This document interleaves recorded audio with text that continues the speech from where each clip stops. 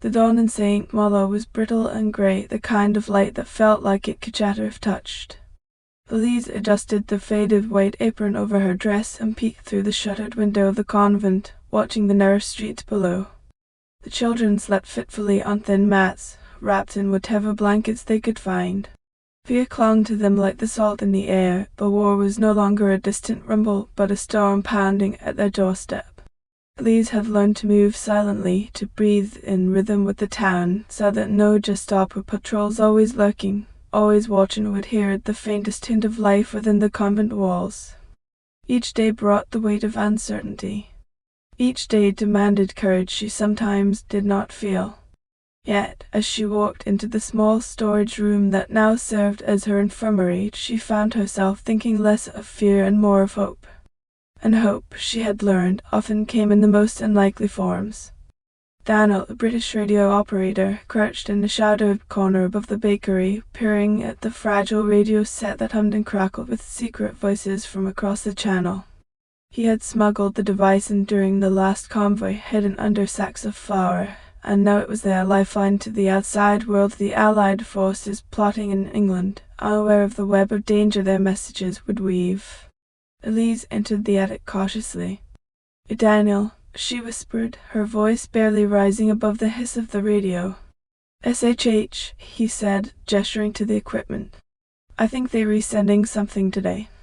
His hands flew over the dials with meticulous precision, adjusting the wavelength, tightening the antenna, and listening for the soft, urgent Morse code that often spelled life or death.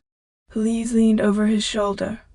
The faint beeps of dots and dashes sounded like a heartbeat to her, a rhythm of survival. "Can you read it?" she asked. Daniel's brow furrowed.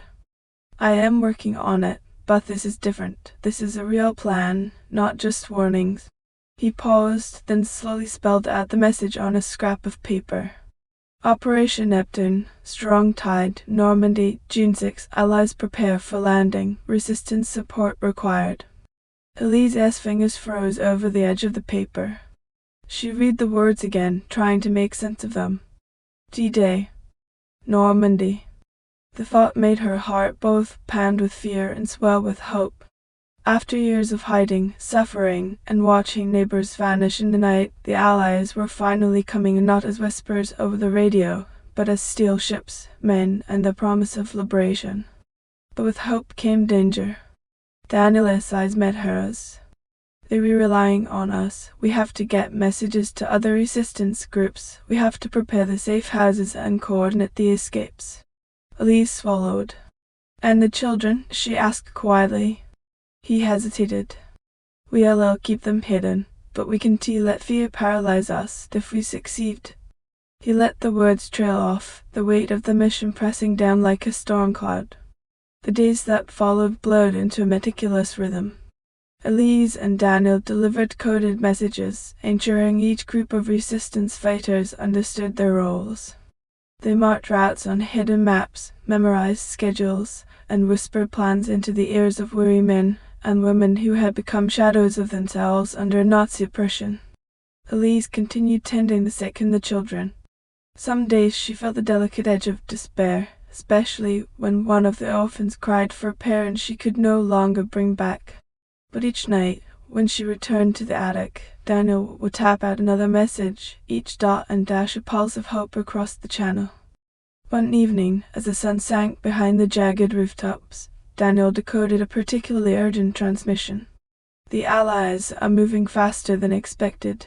Ships will leave the channel tomorrow night. We need to coordinate sabotage on rail lines leading inland, disrupt German reinforcements." Elise clenched her fists. The task was dangerous beyond imagination. Every bridge they blew, every train they halted, could mean death for someone or everyone. But she nodded, the fire of resolve warming her cold hands.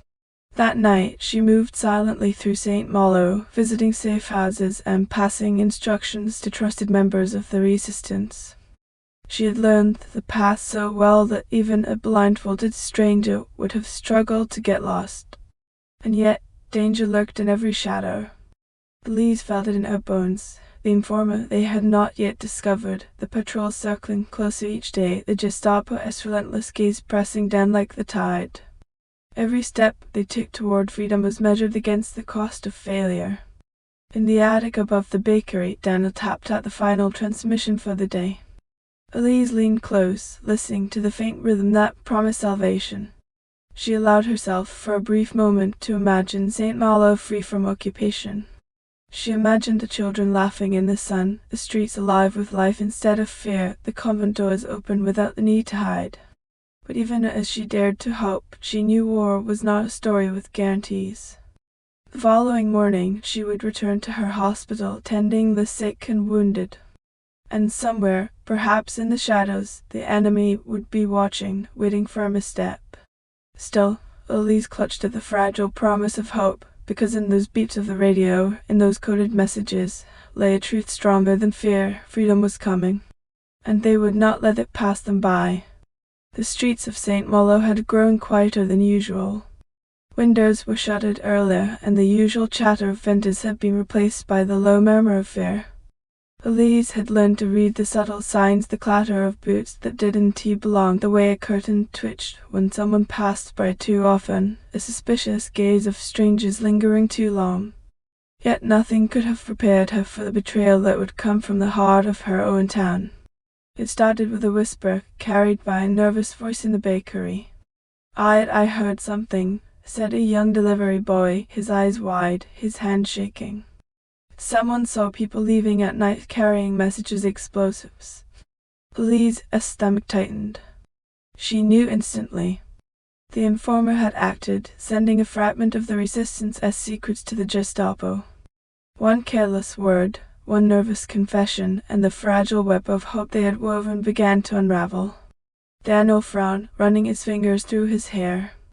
"It has to be someone we trusted," he said quietly, his voice tight. "Someone who knows our routines." Elise shook her head.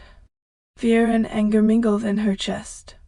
"We can stop now. We have to move faster. If they strike first, Her words faltered because she knew exactly what would happen if the Gestapo found them.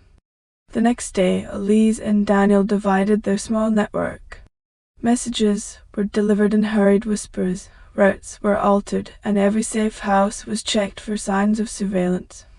Yet even with precautions, the sense of impending doom was impossible to shake. Late that night, Elise was walking the narrow alley toward the convent when she noticed a shadow detach itself from the corner of a building. She froze, her heart hammering. A man stepped into the faint lamplight, someone she had met before, someone who had smiled politely at her in the market. "You shouldn't be out here," the man said, his tone casual but with an edge that made her blood run cold. Elise's hand moved instinctively toward her apron, feeling the small knife she kept hidden there. "Who are you waiting for?" she asked. He laughed softly, a sound that made her stomach twist. "Don't you see? I am helping, keeping you safe." Elise's eyes narrowed. "By telling them everything?" The man's face faltered for a fraction of a second, but then he straightened, forcing a smile. "It's complicated. You wouldn't understand." Elise's mind raced. She knew then that the Gestapo had insiders, people embedded in the town, people she had trusted. Every step forward now carried the weight of suspicion, every glance could be a trap. By dawn, the damage was done. The Gestapo had been tipped off. Raids began, systematic and merciless, sweeping through the streets, breaking doors, interrogating neighbors, and demanding names. Elise returned to the convent, heart in her throat, to find the children awake, frightened, huddled together. Daniel was already there, his face pale. "They know," he said simply. "They know about the radio, about the messages they read coming tonight." Elise's hand shook as she packed supplies into small bundles, food, blankets, anything the children could carry. She tried to steel herself, but the betrayal gnawed at her courage. They had been so careful, so precise, yet a single act of treachery had placed them all in mortal danger. The night fell like a curtain. Footsteps echoed in the distance, harsh and deliberate. Elise moved silently, guiding the children into the hidden attic above the convent storage room. Daniel adjusted the radio one last time, sending a faint signal to Allied contacts, a plea for support, a warning that the resistance in Saint-Malo had been compromised. Outside, the Gestapo advanced, their boots striking the cobblestones with calculated rhythm. Elise could hear them breaking doors, shouting questions, demanding entry. Her chest tightened with each sound. She prayed silently, not for her own life, but for the children, for Daniel, for the fragile hope they had dared to nurture. The betrayal had cost them dearly. Trust, once given, was now a dangerous luxury. And yet, even as fear threatened to overwhelm her, Elise knew one truth: they would survive, or they would fight trying. Because hope, even in the face of treachery, was stronger than fear. The wind carried the acrid smell of smoke before the flames were visible. Saint-Malo-esque cobblestone streets, usually silent at night, now trembled under the heavy boots of the Gestapo. Elise clutched the children close, their small bodies shaking in the dim light of the attic above the convent. Every creak of the floorboards, every distant shout made her heart leap. Daniel adjusted the radio one last time, sending a desperate transmission, a warning, a plea, a final signal of resistance. The last dots and dashes flickered into silence as the Gestapo's presence became undeniable. A sudden crash echoed through the town below. Her hospital was ablaze. Elise's stomach dropped. Flames licked the windows, smoke curling into the sky, the structure groaning as beams cracked and fell. Inside, beds had been overturned, supplies destroyed, and perhaps, God forbid, a patient caught in the inferno. "Stay down," Elise whispered, though her own voice trembled. She scanned the attic for escape routes. The convent's hidden passages had always been her salvation, but tonight they would be tested like never before. Daniel helped her lower the children one by one through a narrow trapdoor leading to the forest behind the town. The youngest, a boy no older than 6, clung to Elise's neck, his tears smudging the soot on her apron. "Mama," he whispered. She forced a smile, kissing his soot-streaked forehead. "Not yet, little one. We're going to the stars, I promise." Outside, the fire cast flickering shadows across the twisted streets. Gestapo officers shouted orders, axes and torches in hand, combing the town for signs of the resistance. Elise's throat burned with anger and grief, but she swallowed it down. There was no time for mourning, not yet. The group moved silently through alleys and back streets, guided by Daniel's knowledge of secret paths. The forest loomed ahead, dark and dense, but a sanctuary compared to the chaos they had left behind. Each step carried the weight of the lives they had lost and the destruction that had been wrought on their fragile sanctuary. As they entered the trees, the children's sobs grew quiet, lulled by the rhythm of their escape. Daniel paused to listen, then motioned them forward. "We have hours before they realize we're gone. We can make it to the coast before dawn." Elise's mind raced. The hospital, the patients, the town, everything she had worked for, reduced to ashes. But the children's lives were intact. That was her victory tonight. Survival was a rebellion in itself. Hours passed in tense silence, broken only by the occasional crack of a branch or distant shout from the town. When the first grey light of dawn touched the horizon, they emerged from the forest onto a small cliff overlooking the sea. The waves crashed against jagged rocks below, indifferent to human suffering, eternal and relentless. Elise looked at the children, their faces pale but alive. "We're almost safe," she said, though the truth was uncertain. The coast offered hope, but danger still lurked in every shadow. Daniel handed her a small radio, a new code scratched into its surface. "We'll keep sending messages. Allies will know what happened here. Saint-Malo may be burning, but the fight isn't over." Elise nodded, taking a deep breath of salty air. The fire behind them had taken so much, but it could not take their courage, their hope, their will to resist.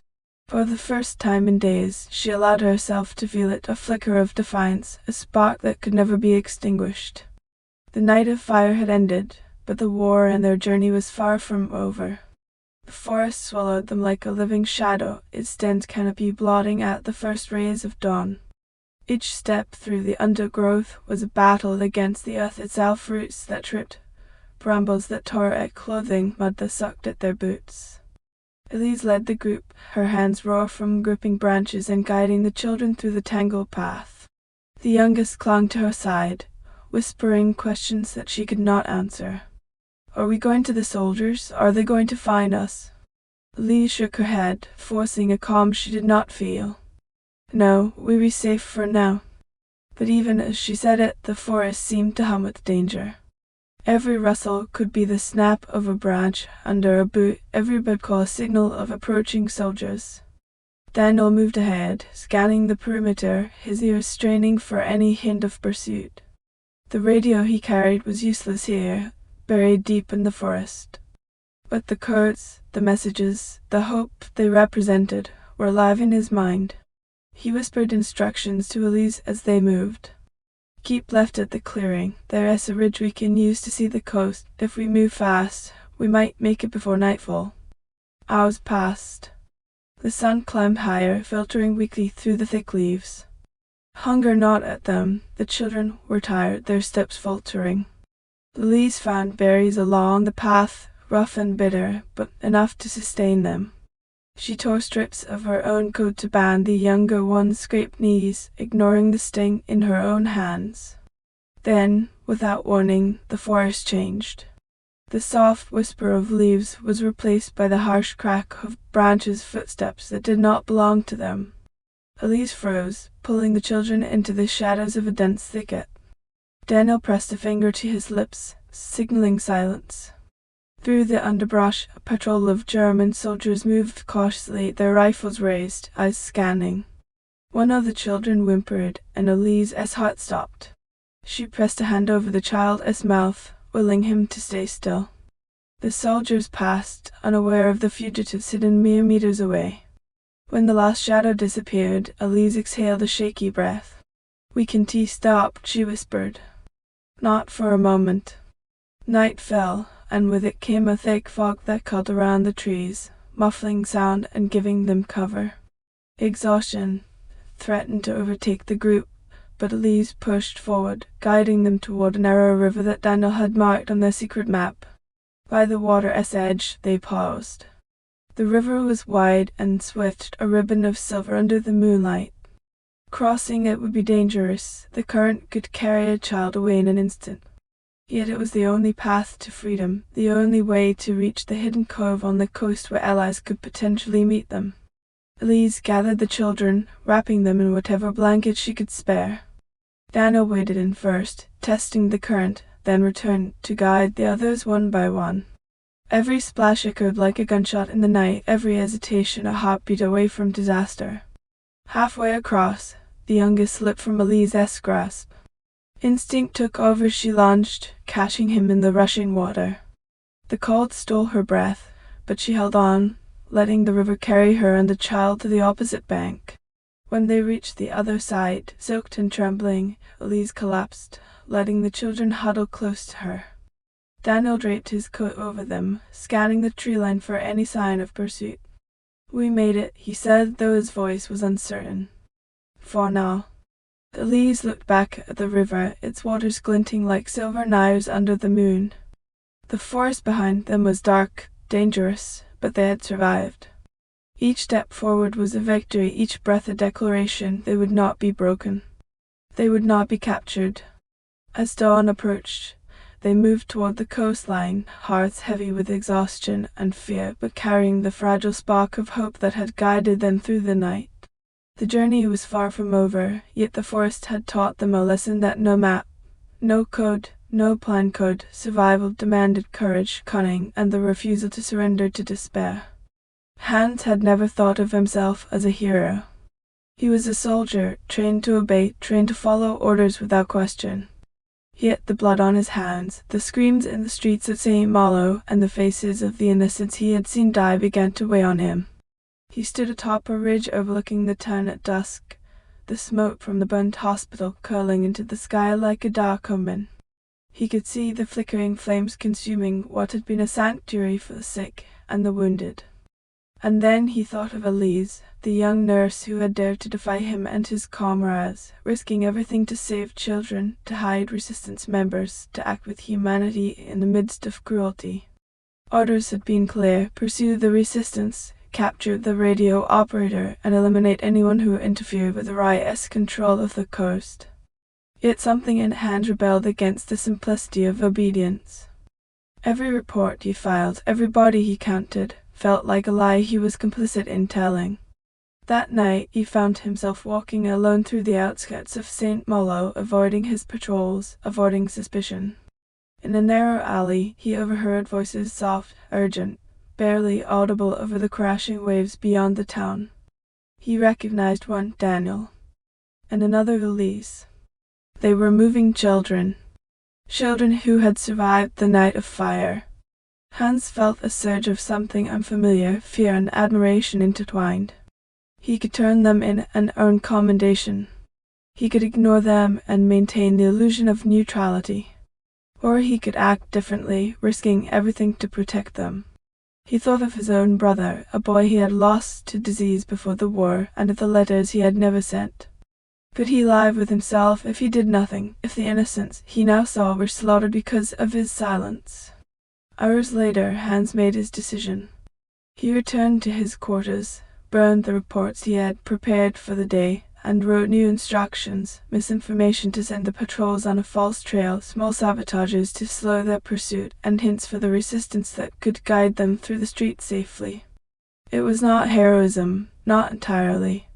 It was a choice, a refusal to be a cog in a machine of cruelty, a deliberate step toward morality in a world that had forgotten it.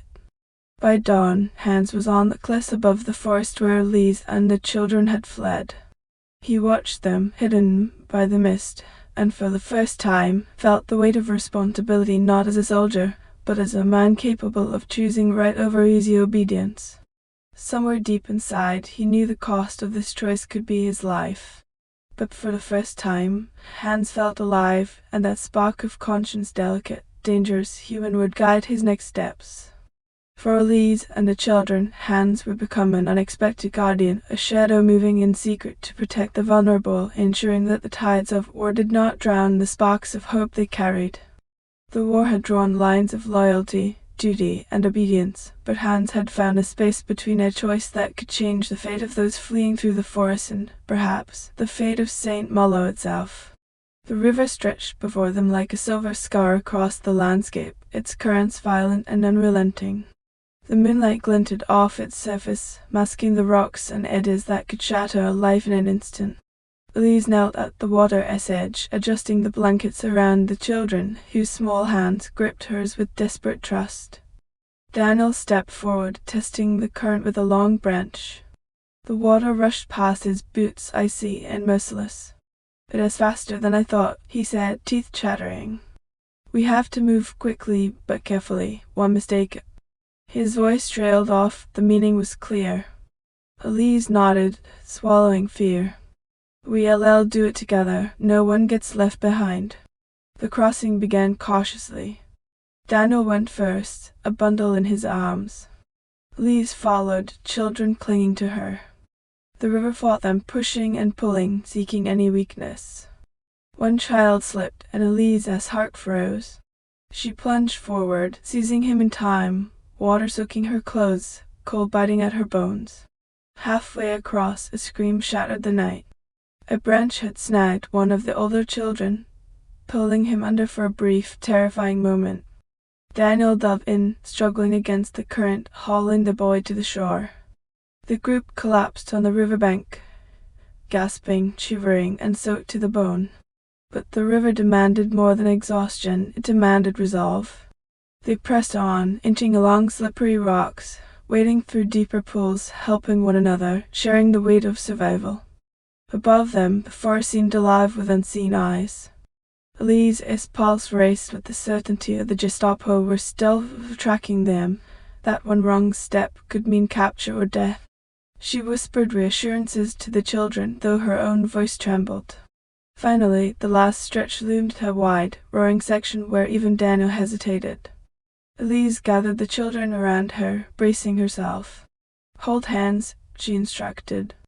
Trust me, trust each other. The current seized them, icy fingers dragging, but together they fought, splashing, pushing, calling out to one another over the roar of the water. It felt eternal, each second stretching into a lifetime, each breath a battle. When they reached the far bank, exhausted and battered, Elise sank to the ground, wrapping the children close. Daniel's coat, soaked and heavy, was draped over them, a fragile shield against the chill of early dawn. Yet victory came at a cost. One of the children, the youngest, had fallen unconscious during the crossing. Elise cradled him, tears mixing with river water on her cheeks. "Stay with me," she whispered, praying the boy's heart would hold. Hours passed before the child stirred, coughing, shivering but alive. They moved slowly through the mist, every step a test of endurance. The river had claimed their strength, but not their courage. And as they reached the edge of the forest, a faint light flickered in the distance, the first sign of the coastline, of potential safety, of a new horizon. Elise looked back at the river, its silver surface now calm in the early light. It had tested them, tried to clean them, but they had survived. The journey had changed them all, leaving scars that would never fade, yet also forging bonds that death could not break. Ahead lay the coast, and with it the fragile promise of freedom. But even as hope glimmered, Elise knew the path would only grow more treacherous. For war spared no one, and the shadows that haunted Saint-Malo had followed them into the forest and into the dawn of their escape.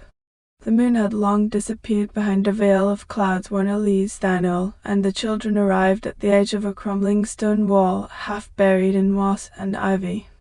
Daniel motioned silently, pointing to a narrow gap at its base, a tunnel hidden from view, used during the old war decades ago.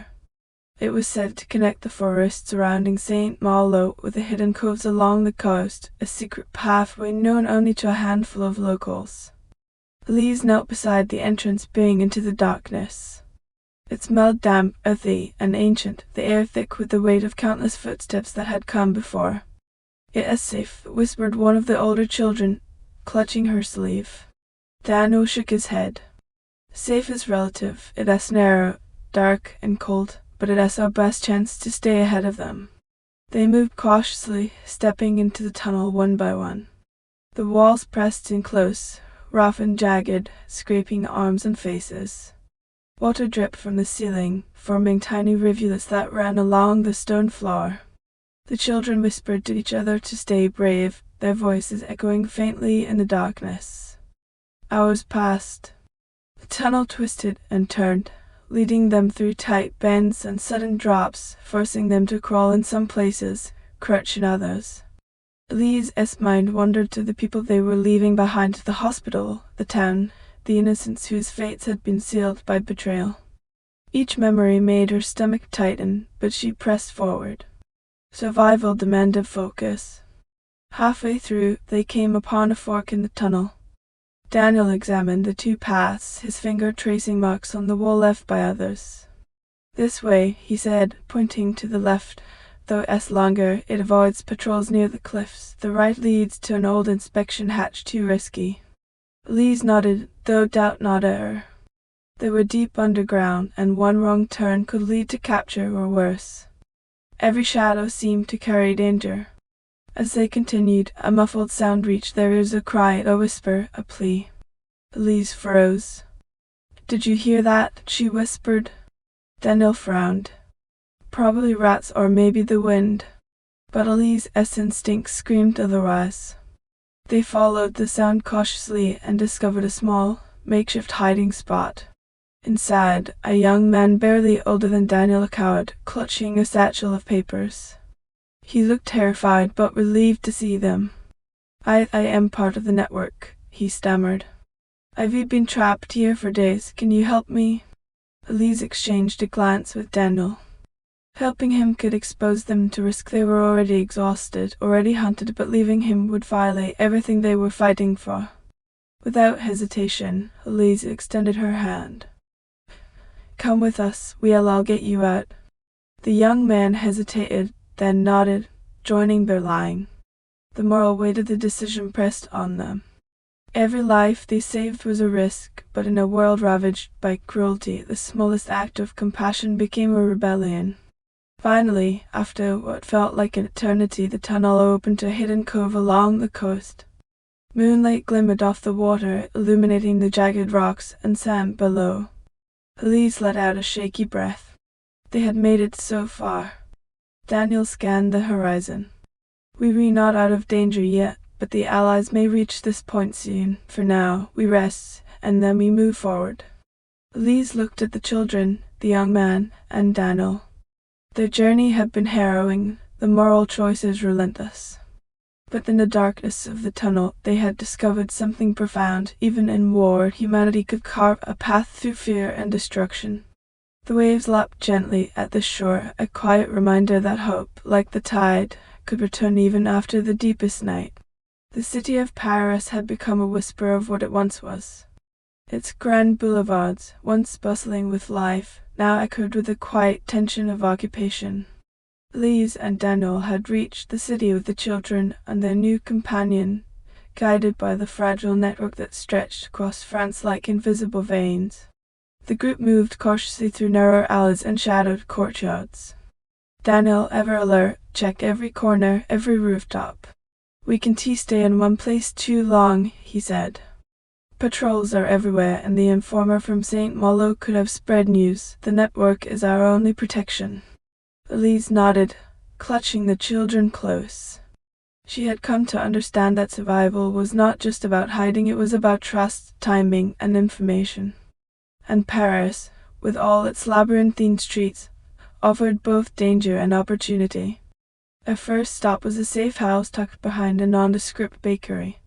Inside, the walls were plastered with maps, coded messages pinned with pins and string connecting locations across France. Resistance leaders whispered in hushed tones, planning operations, sharing intelligence, plotting sabotage, and coordinating with Allied forces. Elise felt a strange mix of fear and exhilaration. The chaos of the city was palpable, yet amidst it was an undercurrent of determination. People who had been broken by occupation now moved with purpose, ready to risk everything for a spark of freedom. Daniel led them to a small room in the back. "We need to send messages to other cells," he said. "The Allies are preparing for larger operations. Every town, every village counts." Elise took a deep breath. The radio equipment, smuggled in and hidden beneath floorboards, hummed to life. She tapped out messages, ensuring that instructions reached groups in Normandy, Brittany, and beyond. Each dot and dash carried the weight of countless lives, each transmission a lifeline. At night, Elise ventured out into the streets, helping coordinate safe passage for couriers and intelligence runners. She saw the faces of those who had lost everything, parents searching for children, neighbors searching for friends, strangers who were stalled to protect one another. And she saw, too, the shadows of betrayal and fear lurking in the corners, waiting for a slip. In a quiet corner of a caftan headquarters, Elise met a young woman named Camille, who had lost her family in earlier raids. Camille's knowledge of Persian streets and secret passages was invaluable.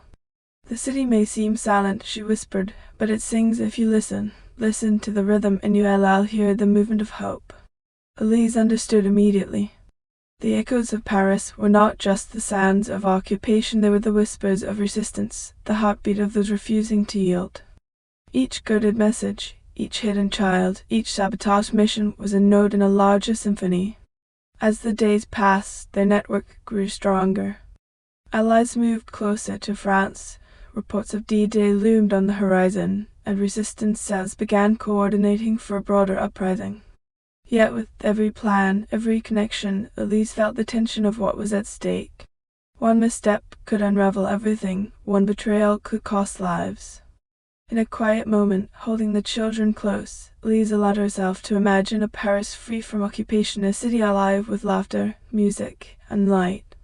It was a fragile vision, perhaps impossible, yet she clung to it.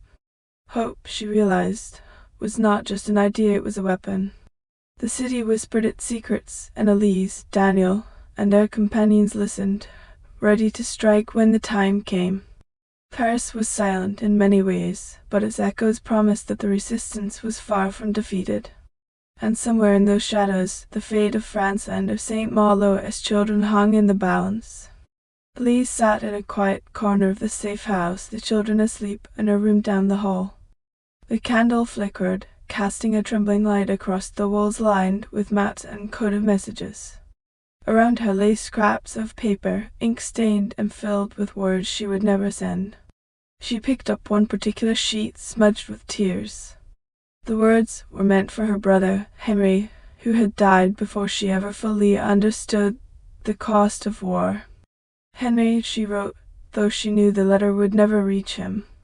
If you were here, you would scold me for worrying, for clinging to life when the world is burning. But I have to keep going. I have to keep the children safe.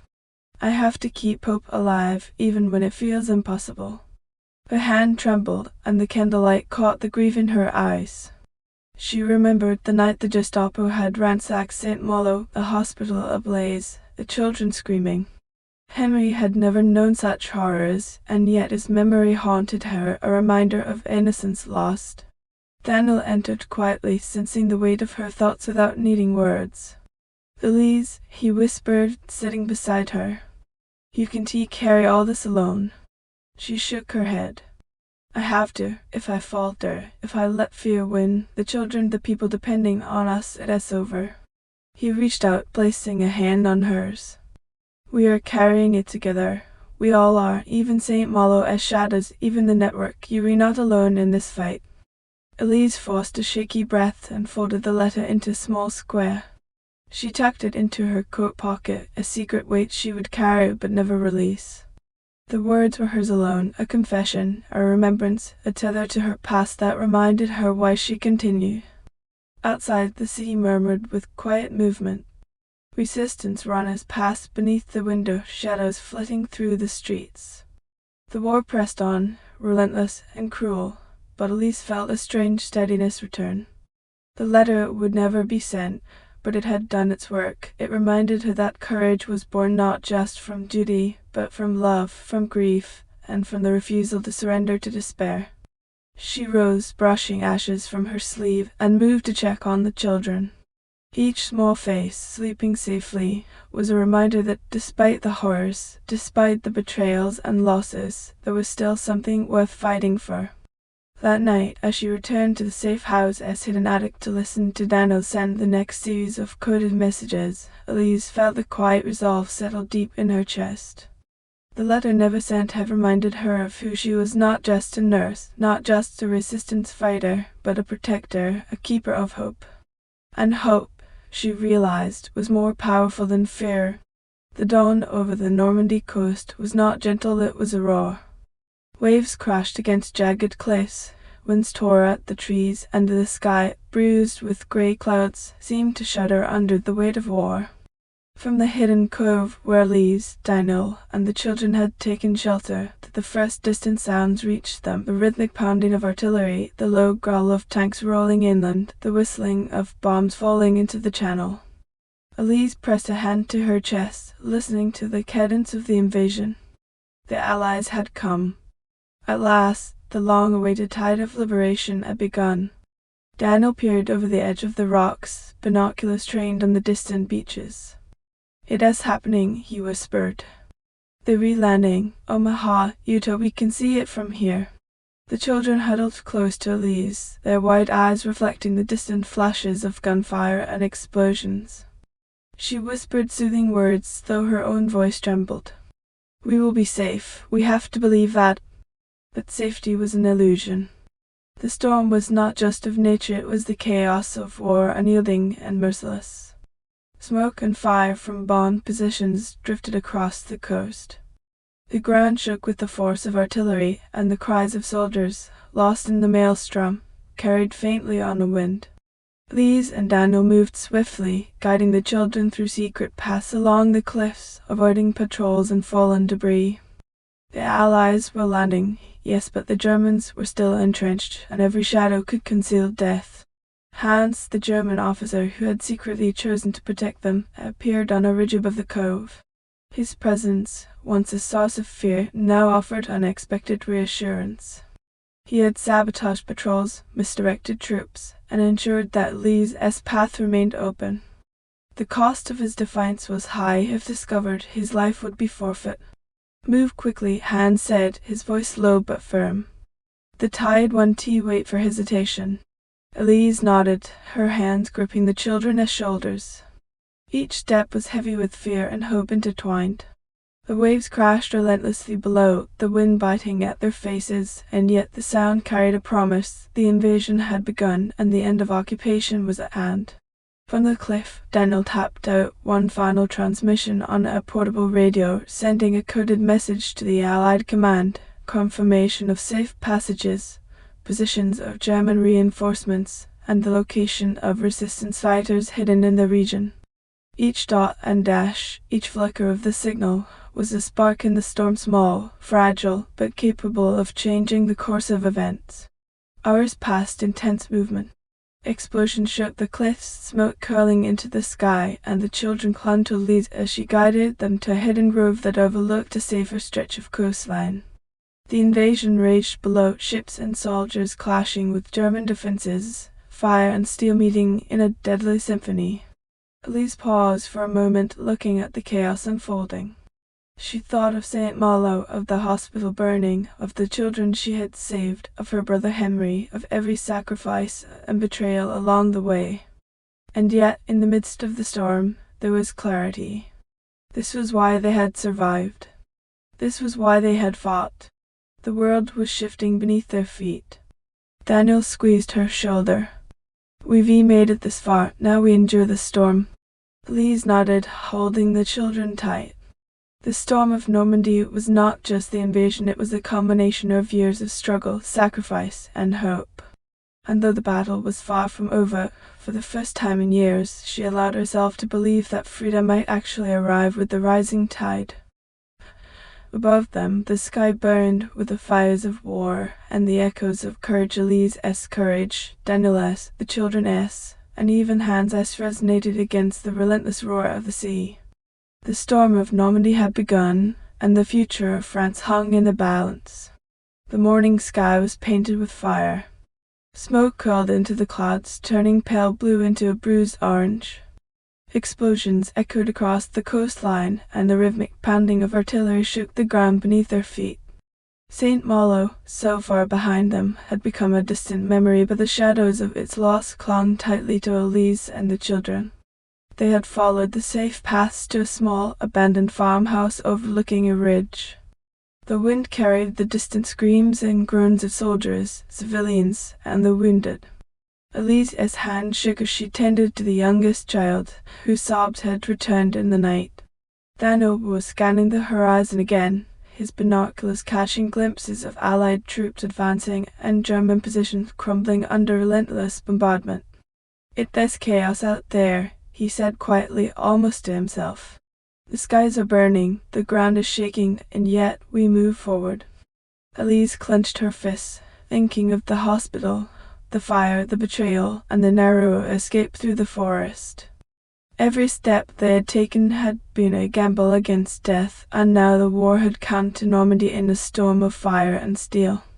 The farmhouse trembled with each distant blast, dust falling from the ceiling. She gathered the children close, whispering reassurance she barely felt.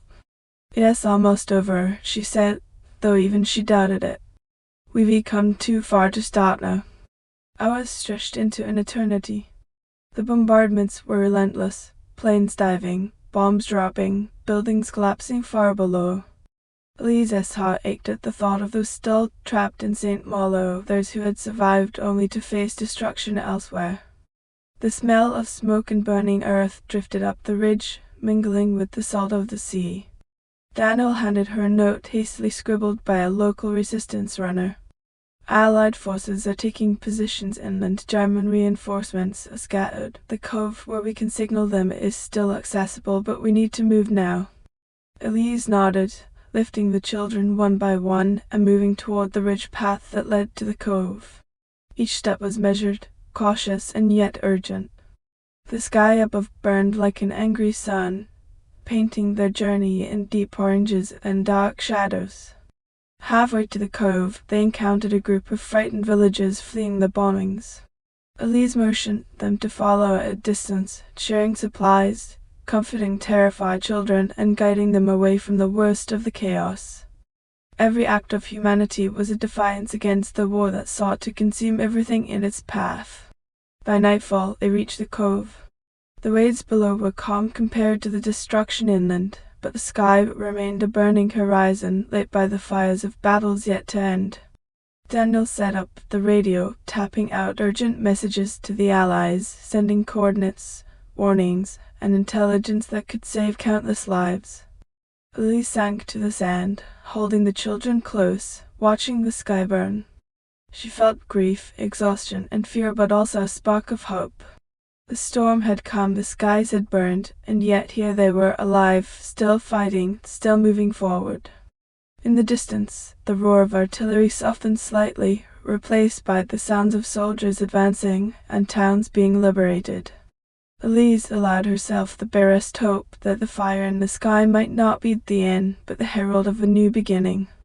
As the children drifted into exhausted sleep, Elise whispered into the night, "We survive, we endure, and we will see the dawn."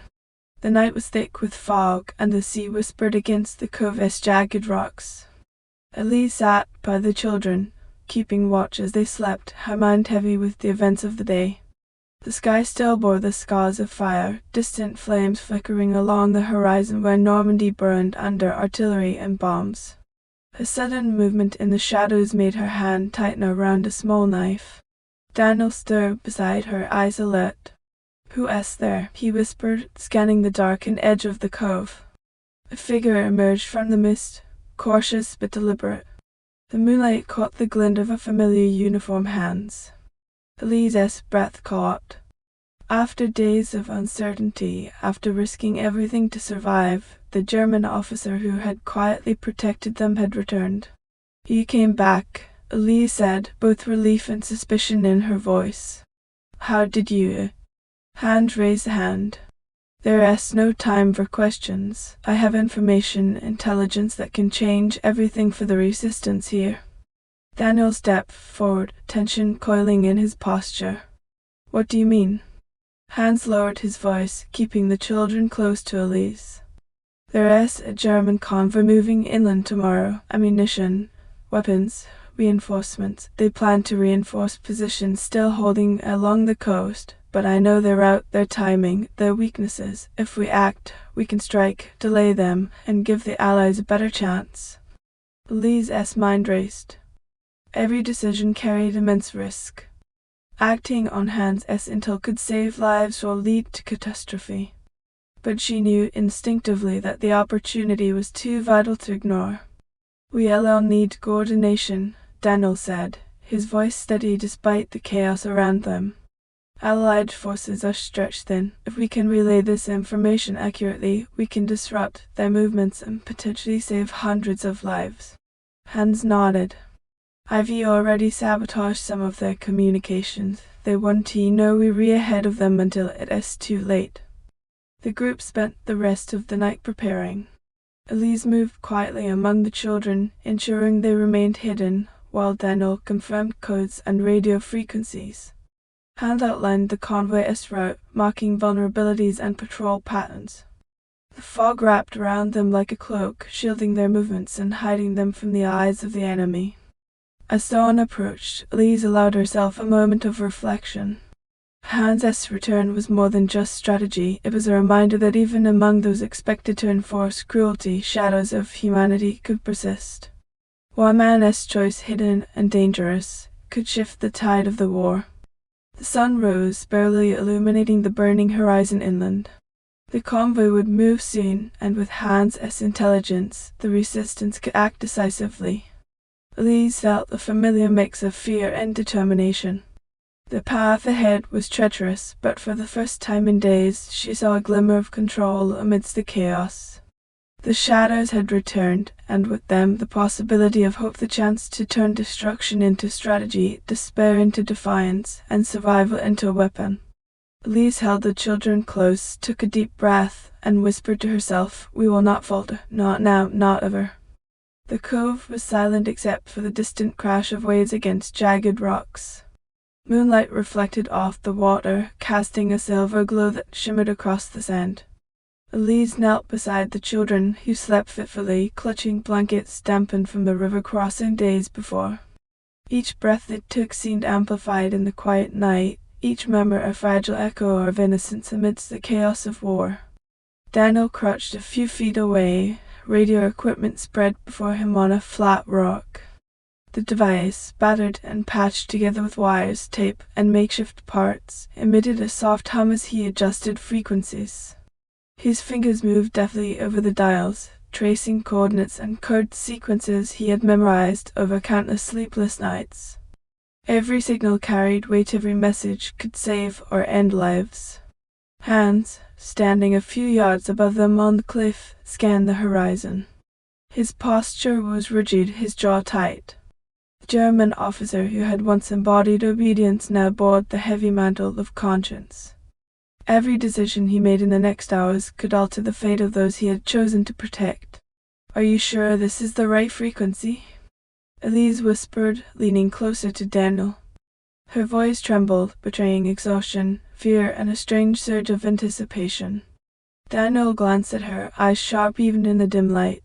"If I am wrong, we'll know within seconds, but I've checked and double-checked. This is the Allied relay point near the western cliffs. Signal strength is weak, but it should reach headquarters." Elise swallowed. She understood the stakes. In these final days, every message, every word transmitted through the airwaves, could decide who lived and who died. The children stood, half awake, their small hands clutching hers as if sensing the tension in the air. "We need to be quick," Hans said. His voice was low but firm. Patrols could appear at any moment, the German reinforcements are being redirected to counter the Allied landing. We have a window, maybe half an hour before the cove is compromised. Daniel nodded. He took a deep breath, adjusting the antenna, and began tapping the code into the machine. Dots and dashes hissed through the device, carrying coordinates, German troop movements, and crucial intelligence about supply routes. The message had to be perfect. A single misstep, a single mistranslation, could cost lives. Resistance fighters hidden in villages, Allied units advancing inland, civilians still trapped behind enemy lines. Daniel's fingers moved faster, but his mind was alert to everything around them, the sound of waves, the cries of distant seagulls, the faint rustle of leaves in the coastal breeze. Elise held her breath as the message transmitted. Each second felt like an eternity. She glanced at Hans, who gave a slight nod, signaling that the perimeter was secure. The officer's eyes, once cold and unwavering, now reflected something softer, urgency, guilt, and determination. Suddenly, a distant shout carried over the waves. Elise froze. A patrol? Scouts? The cove, though isolated, was never truly safe. Daniel's hand tightened on the transmitter. "Ignore it. Focus," he whispered. But Elise could not stop listening. The sound repeated, a sharp, metallic clatter, then a low murmur. The children whimpered, half awake. Elise bent over them, whispering, "It's okay. Go back to sleep. Everything is going to be okay." But even as she spoke, a tight knot of fear formed in her stomach. Hans shifted his stance, eyes scanning the horizon. "It's likely a fishing boat. They often patrol these waters, but stay alert. They could easily report our presence to nearby German units." Daniel continued tapping, the dots and dashes steady despite the tension. Sweat ran down his face, and his hand shook slightly, but he did not stop. Each letter, each pause, carried the weight of strategy and survival. This was more than just a transmission, it was the culmination of months of resistance work, sacrifices, and careful planning. Minutes dragged. The sound of footsteps, light, deliberate, echoed faintly against the rocks behind them. Elise's heart pounded. She motioned to the children to stay low. Hans moved closer, silently drawing his pistol and positioning himself between the intruders and the group. Daniel glanced up briefly. We're almost done in just a few more seconds, he whispered. His eyes flicked toward the horizon, scanning for any sign of danger. The machine hummed steadily, translating coordinates and troop movements into a language that could reach distant Allied command posts. A sudden flash from the water caught Elise's eye, a reflection, perhaps, of a ship's lantern. Her stomach tightened. Hans gritted his teeth, reading her worry. "Stay calm," he said. "We are visible, but not yet threatened. Focus on the task. That is all that matters now." Daniel's final taps concluded the message. He exhaled, leaning back against the rocks. "It has sent," he said softly. "The final transmission is out. Headquarters will receive it in minutes." Elise allowed herself a brief moment of relief, but the tension did not fully dissipate. The war was not yet over, and danger lingered in every shadow. Yet in that moment a spark of hope ignited. They had contributed something vital, a piece of the war effort that could tip the balance, that could save lives, and perhaps shorten the suffering of countless innocents. Hans lowered his weapon, and for the first time since Saint-Malo, a small, almost imperceptible smile touched his lips. The weight of his choices, the risk of defiance, had found some measure of meaning. Even in the darkest hours, they had acted for good. Elise looked at Daniel, then at Hans, and finally at the children. "We did it," she whispered. "We made a difference." The wind carried the faint sounds of distant battles, explosions, cries, and the rumble of armored vehicles. But here, in a hidden cove, beneath the vast expanse of night, a fragile sense of victory held them together. The final transmission had been sent, and with it a hope that the tide of war might finally turn. The night air was sharp with the scent of salt and smoke, a reminder of the chaos unfolding inland. Elise adjusted the blankets around the children, who were restless despite the long day and the relative safety of the cove. Their small bodies pressed against her, seeking warmth and reassurance, their innocence a fragile counterpoint to the destruction echoing across Normandy. Daniel remained crouched by the radio, his hands moving with mechanical precision over the dials and keys, sending follow-up messages to confirm receipt. Even though the final transmission had been sent, he knew that multiple confirmations were necessary. Any miscommunication could render the hours of preparation meaningless. Hans remained vigilant, standing like a sentinel on the edge of the rocks. His eyes swept the horizon continuously, catching even the smallest flickers of movement. Though the patrols had yet to appear, the tension was almost suffocating. Every crack of a rock, every whisper of wind through the trees, set their nerves on edge. Elise spoke quietly to Daniel. "Do you think they'll get it in time?" He didn't answer immediately, his fingers still tapping, but his eyes were fixed on the horizon. "If they act quickly, yes. The information we've provided could prevent the German reinforcements from reaching the inland positions. They could save hundreds of lives." Her chest tightened. Hundreds of lives. It was almost impossible to imagine the scale of responsibility resting on their shoulders. She had been just a nurse once, tending to wounds and comforting the sick, but now she was part of a network that could influence the outcome of battles. The weight was crushing, yet she felt a strange sense of purpose she had never known. The children stirred again, and Elise smoothed their hair and whispered softly, "We are almost done. You are safe here, and we will keep you safe." Their small hands clutched hers, grounding her in the present, reminding her why every risk mattered. Suddenly, a distant crack of gunfire echoed from the forest above the cove. Hans' head snapped toward the sound, muzzles tensing. "They re close," he muttered. "Scouts, possibly patrols. We need to prepare." Daniel's hands froze momentarily over the radio, then resumed their work with an increased urgency. "We need a diversion," he said. "If they spot the radio, we're done for." Elise glanced at Hans. "Can you?" Hans nodded. "I'll create a small distraction, nothing too large to draw reinforcements, just enough to mislead them." The German officer slipped silently toward a cluster of rocks, picking up a piece of driftwood and tossing it into the shallows. The splash echoed, followed by careful footsteps from unseen patrols investigating the sound. Elise felt her heart pound as the deception bought them precious time. Minutes felt like hours. Each tick of the clock was amplified against the roar of distant explosions. Daniel finally leaned back, sweat dripping down his forehead. "It is confirmed," he whispered. "Allied Command has received the coordinates. They're remobilizing based on our intel." Elise allowed herself a brief moment of relief, but it was fleeting. The fog rolling off the sea hid more than just the waves. It could conceal enemy reinforcements, rogue soldiers, or even spies who had tracked them from Saint-Malo. The night remained dangerous, and they were far from safety. A sudden cry from the children broke the tension. Elise turned to see one of the youngest pointing toward the forest, fear etched across his face. Following his gaze, she caught a faint glimmer of movement, figures emerging from the mist, armed and purposeful. Hans's hand went to his pistol instinctively. "Patrols, we need to move, now." Daniel grabbed the radio, turning off the transmitter to prevent detection. "We can stay here," he said, urgency rising in his voice.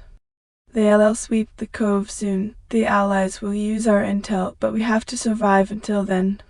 Elise gathered the children quickly, their small bodies pressed close. "Follow me," she whispered, her voice calm despite the storm of fear inside her. The group moved as one, sliding along the rocks, staying low beneath the fog. Each step was careful, deliberate, every breath held in anticipation of discovery. Figures in the mist drew closer, but Hans used the terrain expertly, leading them through hidden paths and behind natural cover. As they reached a narrow passage between cliffs, Elise felt a flicker of panic. The children were small, slow, and their legs could not keep pace with the urgency of their escape. One stumbled, and Elise caught him just in time, whispering encouragement. "Almost there. Stay with me. We're safe." The patrols called out in harsh German, voices cutting through the fog, but their search was misled by Hans's earlier diversion. The group slipped past, silent as shadows, hearts pounding in unison with every step. Finally, they reached a hidden section of the cliffside where the terrain leveled slightly and allowed them to move faster. Daniel set up a small flare, signaling their position to approaching Allied reconnaissance units. The flare's glow was modest, but in the darkness, it marked a beacon of hope. Hans scanned the horizon once more before lowering himself beside Elise. "We've done what we can here. The rest is in their hands." Elise nodded, exhaustion and relief washing over her. "We've made it this far. We survive. That is enough for now." The roar of artillery in the distance, combined with the flash of flares and distant gunfire, painted a chaotic tableau. Yet, amidst the storm of war, they had acted decisively, transmitted critical intelligence, and ensured the survival of not only themselves but potentially hundreds of others. For the first time in days, Elise allowed herself to sit, pulling the children close. The transmission was complete. The Allies were mobilizing. The shadows of the past Saint-Malo, the hospital, the betrayal still lingered, but in this moment there was hope, fragile and luminous, like the first rays of dawn cutting through fog over a storm-tossed sea. The fog thickened as the night deepened, wrapping the cove in a suffocating, silvery blanket. Every step felt heavier than the last, the wet sand muffling their movement but also slowing their progress. Elise kept one arm around the youngest child, whose small body shivered against hers. The other children followed closely, their wide eyes darting nervously to every shadow. Daniel moved beside her, radio packed away now, eyes scanning the cliffs and tree line for any sign of enemy patrols. His jaw was tight, muscles coiled like springs. "They'll be searching for us," he muttered. Once they realized the cove has been used, they won't stop until every hidden passage is checked. Hans, moving silently ahead, signaled them to pause. He crouched low, eyes piercing the fog. A faint glint of metallic reflection from a soldier's helmet revealed the first scout. Elise froze, her pulse hammering in her ears. "Stay calm," Hans whispered, barely audible. "We shadows, move slowly and they won't see you." The scout advanced, rifle slung but alert, his boots crunching on the rocks. Elise held her breath, heart threatening to betray them. The children clung to her, their small hands clutching her coat. She whispered, "It's okay, just stay quiet, we're invisible." Another soldier appeared, moving in a sweeping arc, scanning the rocks below. Hans adjusted his path, signaling the group to take a narrow fissure in the cliffside, barely wide enough for a single person to slip through. Elise led the children, one at a time, carefully lowering them into the shadowed crevice. The scout stopped, momentarily suspicious, but then moved on, distracted by a distant flare from the Allied reconnaissance. Hans exhaled slowly, motioning them forward. "Quickly, now," he urged. The fissure led them to a hidden path that wound up the cliff, providing a better vantage point and a chance to put more distance between themselves and the scouts. The children stumbled and whispered, exhaustion and fear etched on their faces. Elise paused to steady the youngest. "Almost there," she murmured. "We're almost safe." As they climbed, the distant sounds of battle reached their ears, the booming of artillery, the shouts of soldiers, and the rhythmic crash of waves below. Each sound was a reminder of the stakes. One wrong move, one misstep, and everything could be lost. Daniel moved beside her, speaking in a low voice. "The Allies are responding. Units are advancing along the coast based on our transmission. We've bought them time, but it is still dangerous. The scouts are just the beginning." Elise nodded, gripping the children tightly. Her mind raced not only with immediate danger, but with the weight of what they had accomplished. The final transmission was more than a message, it was a lifeline, a pivot on which the fate of many now balanced. Suddenly, a branch snapped above them. The sound echoed ominously.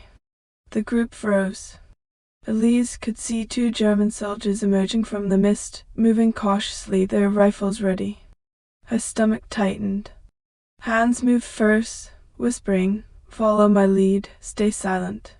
He slipped behind a boulder, drawing one soldier's attention with a subtle flicker of light from a piece of metal he had carried. The soldier paused, inspecting the distraction, while the other SI scanned the fog.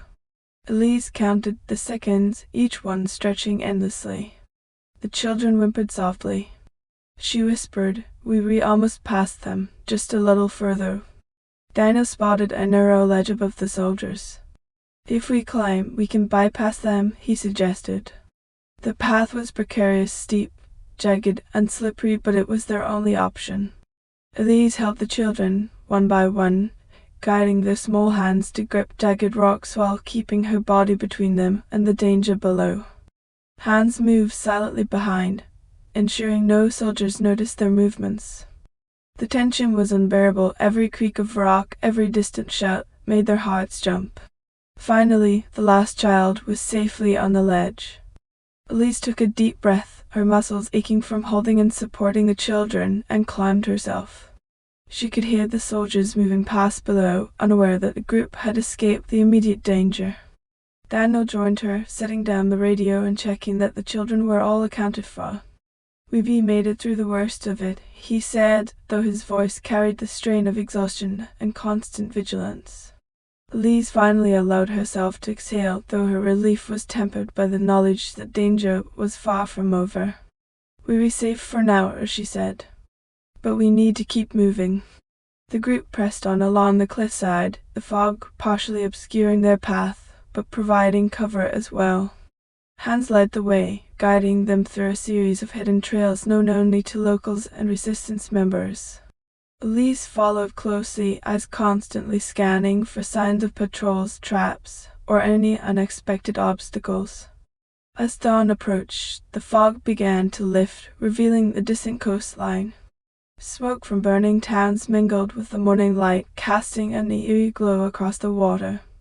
The children, weary but safe, clung to Elise, who felt a mixture of exhaustion, fear, and determination. Daniel set up a small signaling device, sending a brief, low-frequency message confirming their safety and the continued status of Allied forces in the area. The final transmission had done its job, but their survival depended on continued vigilance. Hans finally relaxed slightly, though his eyes remained sharp.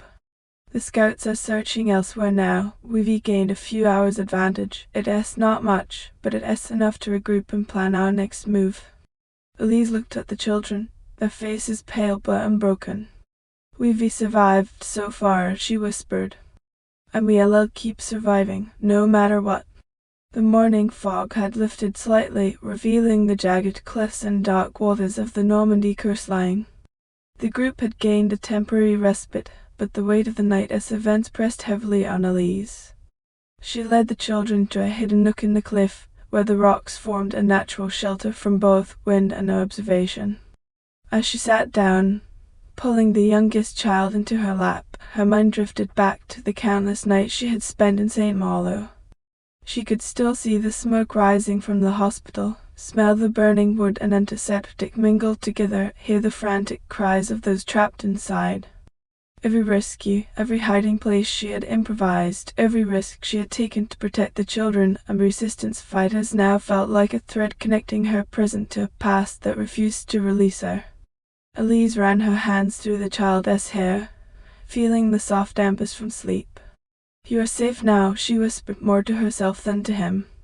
"We've survived and we'll keep surviving. That is what matters." Daniel crouched beside her, exhaustion written across his face in the deep shadows beneath his eyes. His fingers traced the worn edges of the radio case, now silent, its final transmission sent hours ago. The responsibility of that message weighed on him like a stone in his chest. He had tapped out coordinates that could shift the battle, that could save countless lives, but he also knew that if the transmission failed or had been intercepted, they could all die. "Do you ever think about the people we can save?" Elise asked softly, her voice trembling. "The ones we've left behind, the hospitals burned, the families torn apart." Daniel swallowed hard, his hands gripping the edge of the rock. "Every day," he admitted. "But we focus on what we can do. Every life we protect, every message we send, every step we take, it is worth the cost. If we stop thinking about what is impossible, we lose the ones we can save." Elise nodded, though the ache in her chest did not diminish. She thought of the orphan children she had hidden in the convent, the families scattered by bombs, and the countless civilians caught between armies. War was not only fought on the battlefield, it lingered in the hearts of those who lived through it, in the children who trembled at shadows, and in adults forced to make impossible choices. Hans, leaning against a nearby boulder, watched them quietly. His uniform, once a symbol of unquestioning obedience, now seemed like a relic of the man he had been. Every decision he had made in defiance of orders, every risk he had taken to protect the group, carried consequences he could not fully predict. He had chosen to act according to conscience, and now he bore the weight of both rebellion and hope. Elise turned to him, her eyes soft but piercing. "You could have walked away," she said. "You didn't have to stay. You didn't have to protect us." Hans's lips tightened. "I could not. Once you see the truth, the cruelty, the suffering, you cannot pretend it doesn't exist. I've made choices that may cost me my life, but I could not stand by, not when children, not when innocents, not when anyone could be saved by an act of defiance." The children stirred again, rubbing their eyes. Elise smiled faintly, masking the exhaustion that tugged at her bones. "They'll be all right," she murmured, lifting the smallest into her arms. "As long as we keep moving, as long as we keep fighting." Daniel traced a finger along the worn radio, a relic of nights spent tapping codes and sending messages. "That final transmission," he said, voice low, "it was more than just coordinates. It was a signal of hope that shows that even in the darkest hours, human beings can act decisively, can resist, and can change the outcome of events." Elise's gaze drifted to the horizon, where the sun was beginning to rise, casting pale light over the storm-tossed waters. The landscape were scarred, burned villages, shattered roads, twisted metal, but there was also a strange beauty in the dawn, a fragile promise that life could persist even after devastation. She allowed herself a rare moment of reflection. The war had forced her to confront fear, grief, and moral uncertainty daily. Yet in the midst of chaos, she had discovered courage she never knew existed, compassion that transcended fear, and resilience in the faces of children too young to understand the world as cruelty. Hans shifted beside her, eyes scanning the cliffs. "We cannot linger," he reminded them gently. "The cove may be secure for now, but patrols will return. We need to reach a safer location before dawn breaks fully." Elise nodded, rising and adjusting her coat around the children. The journey was far from over, but the transmission had given them leverage, a sliver of control in a war that often felt uncontrollable. As they moved, the fog lifted completely, revealing the scarred landscape below. The roar of distant artillery reminded them of the relentless conflict. Yet in that moment, each step they took, each child they guided, each act of defiance, was an assertion of life against death, hope against despair. Elise paused, taking a deep breath, and whispered to herself, "We endure, we survive, and we will see this through no matter the cost." Daniel followed her gaze, the rising sun casting long shadows behind him. "That final transmission," he said softly, "may be the turning point. But survival is what comes after, and we must be ready for whatever comes next." Hans, silent now, nodded. The risks were immense, and yet for the first time in days there was a tangible sense of possibility. They had acted decisively, sent a message that could shift the tide, and if fortune favored them, survived to witness the first steps toward liberation. The children clung to Elise as they continued along the cliffside, their small hands intertwined with hers. Each step was deliberate, cautious, but forward. The weight of history pressed down on them, but the courage to act, the will to survive, and the hope that their efforts could make a difference propelled them onward. And as the morning sun rose higher, painting the waves in hues of gold and silver, Elise felt something she had not felt in years, the quiet, fragile, persistent certainty that they had made a difference, and that difference could ripple outward, carrying hope into a world still burning with war. The cliffs descended gradually, and the hidden paths led them toward a small plateau overlooking a sheltered inlet. The morning fog had lifted entirely, revealing jagged rocks, twisted remnants of old fishing nets, and the distant glimmer of Allied ships approaching the coastline. The group moved cautiously, each step measured and deliberate. Elise led the children, their small bodies swaying under the weight of exhaustion and fear. She whispered encouragements, half for them, half for herself. "Almost there, just a little further. Stay close, stay quiet." Daniel walked beside her, scanning the terrain with keen eyes. Faint echoes of gunfire and artillery in the distance reminded them that danger remained constant. The transmission had been sent, confirmed, and received, but the Germans could still retaliate, and their patrols could catch up at any moment. Hans, positioned ahead, signaled a halt. "Patrols moving inland," he whispered. "They haven't spotted us yet, but if we hurry, we can bypass them." His hand gestured to a narrow ridge, a precarious path that hugged the cliffside but offered cover and concealment. Elise assessed the ridge. It was narrow, barely wide enough for a single person, but the only route that minimized exposure. The children hesitated at the edge, fear etched in their eyes. She knelt, holding the youngest, and whispered, "It's okay. We've made it this far, just a few more steps, and we'll all be safe." Step by step, they moved along the ridge. The cliff dropped sharply below, the roaring waves a constant reminder of the peril beneath. Each handhold was precarious, each footing uncertain. Elise kept the children close, her heart hammering in rhythm with the distant artillery. Suddenly, a shout echoed from below. A German patrol had spotted movement near the cove, alerted by faint footprints or a displaced rock. Hans drew his pistol, signaling them to freeze. The patrol-less voices carried up, sharp and urgent, as soldiers scanned the cliffs for signs of escapees. "Move slowly," Hans instructed, voice barely a whisper. "Do not panic. One wrong move and it's over." Elise felt the children trembling, their small hands clinging to hers. She whispered reassurances, masking her own terror. The patrol advanced, their rifles raised, boots crunching over rocks. Daniel adjusted his pace, scanning for any alternate route, calculating escape paths as if life itself depended on rapid analysis. The group reached a narrow overhang, where a cluster of rocks jutted out, forming a natural shelter. Hans guided them inside, pressing them against the stone wall. The patrol passed below, rifles ready, voices tense, but they did not notice the hidden figures above. Elise exhaled quietly, feeling the weight of fear ebb slightly. Daniel tapped her shoulder. "We'll be clear for now," he said. "The patrol is moving back toward the cove. Our path remains open."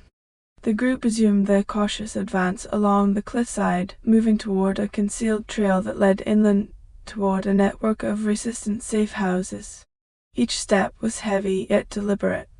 Each glance at the children reminded Elise of what they were fighting for, not just survival, but the preservation of innocence, hope, and life in the midst of chaos. Hours later, they reached a forested area, the dense canopy providing both cover and relief from the exposed cliffs. Elise allowed herself to pause, checking on the children. They were exhausted, faces pale, eyes heavy with sleep, but alive. Each had survived the night's terror, a testament to resilience and courage. Daniel unpacked a small field map, studying routes that could connect them to nearby resistance contacts. "The Allies will advance based on our transmission," he said quietly. "But we need to ensure safe passage for civilians who may follow the same paths. Every message, every step matters now." Hans observed silently, scanning the horizon for any signs of pursuit. He had risked everything to protect this group, his defiance of orders, his concealed knowledge of patrol routes, and his actions during the transmission. Now, the cost of those choices was evident, but so was the potential impact. The message they had sent could save countless lives, disrupt enemy plans, and provide the Allies with a strategic advantage in the coming battles. Elise looked at the children, then at Daniel and Hans. "We've done what we could," she whispered. "Now we survive, and we wait, we watch, and we continue to act where we can." The sound of distant artillery gradually softened as the Allies advanced, the first ships moving into position along the coast in response to the intelligence Daniel had transmitted. Smoke from inland villages drifted into the morning light, reminders of destruction, but also markers of progress. The enemy's supply lines were disrupted, German reinforcements delayed, and local resistance movements emboldened by the actionable intelligence. For the first time in days, Elise allowed herself a moment of hope. The transmission had succeeded. The actions had mattered. Children were alive, resistance fighters were protected, and the tide of battle had shifted, if only slightly, in favor of life and freedom. Hans finally spoke, his voice low but carrying a sense of resolution. "We've done all we can here. The rest is in their hands now. We survive, and we fight another day. That is all we can do." Elise nodded, exhaustion giving way to determination. "Then we move forward," she said. "For the children, for the resistance, and for those who cannot fight for themselves." The group pressed onward, the sun rising higher, illuminating the battered landscape and revealing both the scars of war and the glimmers of hope. Every step carried the weight of survival, every breath a defiance against despair. And as they disappeared into the forest, moving towards safety and the next phase of their journey, Elise felt a quiet certainty the final transmission had changed the course of events. It had sent a ripple through the chaos, a message of hope, resilience, and courage that could not be undone. For the first time in a long night, she allowed herself to believe that they could endure, that they could survive, and that the world, though still burning with war, might yet see the dawn. The first light of dawn crept slowly over the horizon, casting pale gold across the war-scarred landscape of Saint-Malo. The city, once vibrant with life and laughter, now lay in ruins. Roofs had collapsed under the weight of bombs, streets were strewn with rubble, and smoke curled from smoldering buildings like the ghost of a city unwilling to die. The quiet, however, was deceptive. Beneath it lurked tension, fear, and the faint murmur of resistance still hiding in shattered alleys. Elise crouched behind the remains of a stone wall, the children pressed tightly against her. Their small faces were streaked with dust and tears, eyes wide with both exhaustion and the faint hope sparked by the distant sound of artillery fire moving further inland. "It is okay," she whispered to them. We were almost free, we were almost safe. Daniel checked the map he had carried for days, tracing the advancing lines of Allied troops with a finger that trembled slightly from exhaustion. The final transmission they had sent last night had already borne fruit. The Allies were mobilizing more quickly than the Germans anticipated, and a coordinated push was underway to reclaim the city. Daniel's heart beat rapidly, both from relief and anxiety. They were so close, yet danger still clung to every shadow. Hans moved ahead, scouting cautiously along the rubble-strewn street. His uniform, once a symbol of unquestioning obedience, was now battered, dirtied, and patched in places. But his stance carried determination and resolve, a visible testament to the choice he had made to act according to conscience rather than orders. The streets look clear for now, he murmured. But German snipers may still be posted. Move carefully. Elise led the children forward, keeping their pace slow and deliberate. Every step was measured, every turn into an alleyway or behind a wall calculated to minimize exposure. The children whispered questions, small voices trembling with curiosity and fear. "Are the soldiers gone?" one asked. Elise kissed the top of his head. "Not yet, but soon, the city will be ours again." Smoke drifted from the collapsed roofs, mingling with the salty sea breeze. The ruins of Saint-Malo had become both a labyrinth and a battlefield, offering cover but also hazards at every turn. Elise's mind replayed the horror she had witnessed here: the hospital burned, friends lost, families torn apart. Yet even amidst devastation, a flicker of resilience persisted. Windows shattered, but unbroken spirits remained. Walls crumbled, yet hope endured. Daniel motioned for a pause. "We should move along the west quadrant," he said quietly. "The Allied forces are advancing from the coast. If we link up with them, we can ensure the children's safety and finally take control of this area." Elise nodded. "Lead the way," she whispered, adjusting her grip on the youngest child. Hans covered them, his eyes constantly scanning for danger. Even now, the sound of a distant machine gun or a sudden shout could unravel all their careful planning. As they crept along a narrow alleyway, the distant rumble of armored vehicles grew louder. The sound was both terrifying and exhilarating. The promise of liberation carried with it a reminder of the violence required to achieve it. The children clutched Elise's hand tighter, and she whispered reassurances, even as her own nerves strained under the weight of the moment. Suddenly, a figure appeared at the far end of the alley. Elise froze. Daniel instinctively raised his hand, signaling for silence. The figure moved slowly into view, and relief washed over them. It was an Allied soldier, uniform recognizable despite the grime and smoke. "Are you civilians?" he called, voice firm but gentle. "Follow me, safety is ahead." Elise exhaled, a mixture of relief and disbelief flooding her. She guided the children forward, hands trembling slightly. Hans remained behind briefly, scanning for threats before joining them. The first tangible sign of liberation, a human face not marked by fear or cruelty, felt almost surreal. As they emerged from the alley, the city stretched out before them, shattered but alive. Smoke rose from distant buildings, artillery fire echoed from beyond the walls, and in the distance, Allied flags were beginning to appear, marking reclaimed territory. Elise's heart swelled with a complicated mix of triumph and grief. Lives had been lost, families destroyed, but here, in this small corridor of survival, they had endured. Daniel gestured toward a cleared square where troops were consolidating. "We need to get the children to medical units and then report our intelligence," he said. The transmission worked. "Elise, the city's liberation is beginning because of what we sent." Elise allowed herself a small smile, though her eyes still reflected the weight of what had been lost. "We'll survive," she murmured. "We'll rebuild, and we'll honor those who cannot."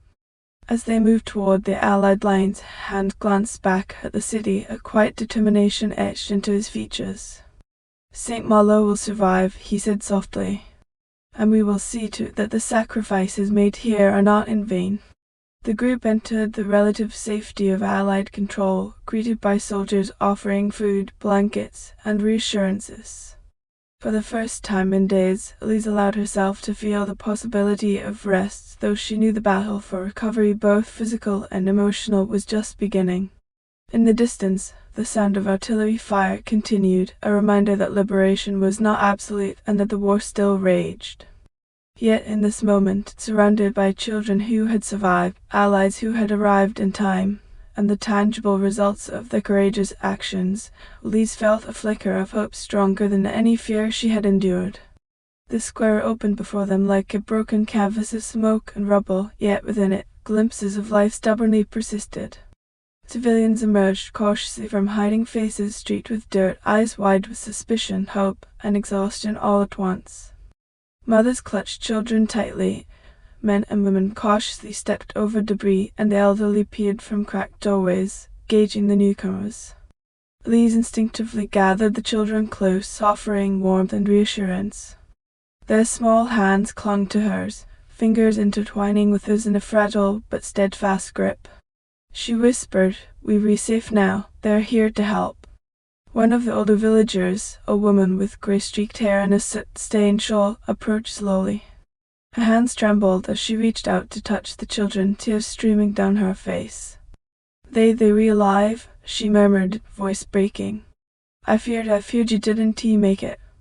Elise nodded, swallowing hard against the lump in her throat. "We've survived. You have too. The Allies are here, and they will help us rebuild." Daniel, moving cautiously alongside them, scanned the area with the intensity of a soldier accustomed to danger. He kept his eyes on broken rooftops and distant shadows, wary of any remaining German snipers or hidden patrols. But the faces of the civilians around them, pale, weary, yet alive, reminded him that the transmission they had sent had mattered. Their effort, their risk, had saved lives. Hans remained vigilant, covering the rear, eyes tracing every line of sight. Despite the chaos of liberation, he felt a profound sense of relief. The streets were no longer dominated by the harsh discipline of occupation, the fear of random raids, or the silent terror that had gripped the city for years. Yet even now, he understood that liberation was only the first step in a long path toward safety, justice, and recovery. A small group of children ran toward Elise and the others, hesitant but emboldened by the presence of the first liberating soldiers. Elise knelt down to meet them, brushing soot from their hair, checking for injuries, and offering gentle reassurances. "It's okay," she murmured. You're safe now." Daniel approached a cluster of Allied officers who were coordinating the relief effort.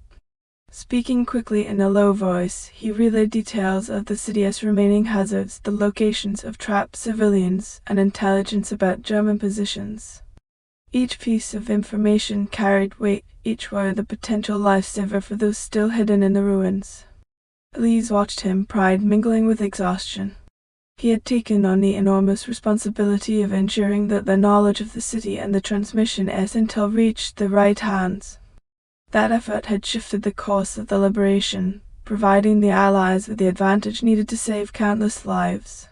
Nearby, Hans guided the children toward a makeshift medical tent. They were given blankets, food, and water, their tired bodies sinking into comfort that felt almost unreal after days of hiding, fleeing, and fear. Elise stayed close, offering quiet comfort as they regained some measure of strength.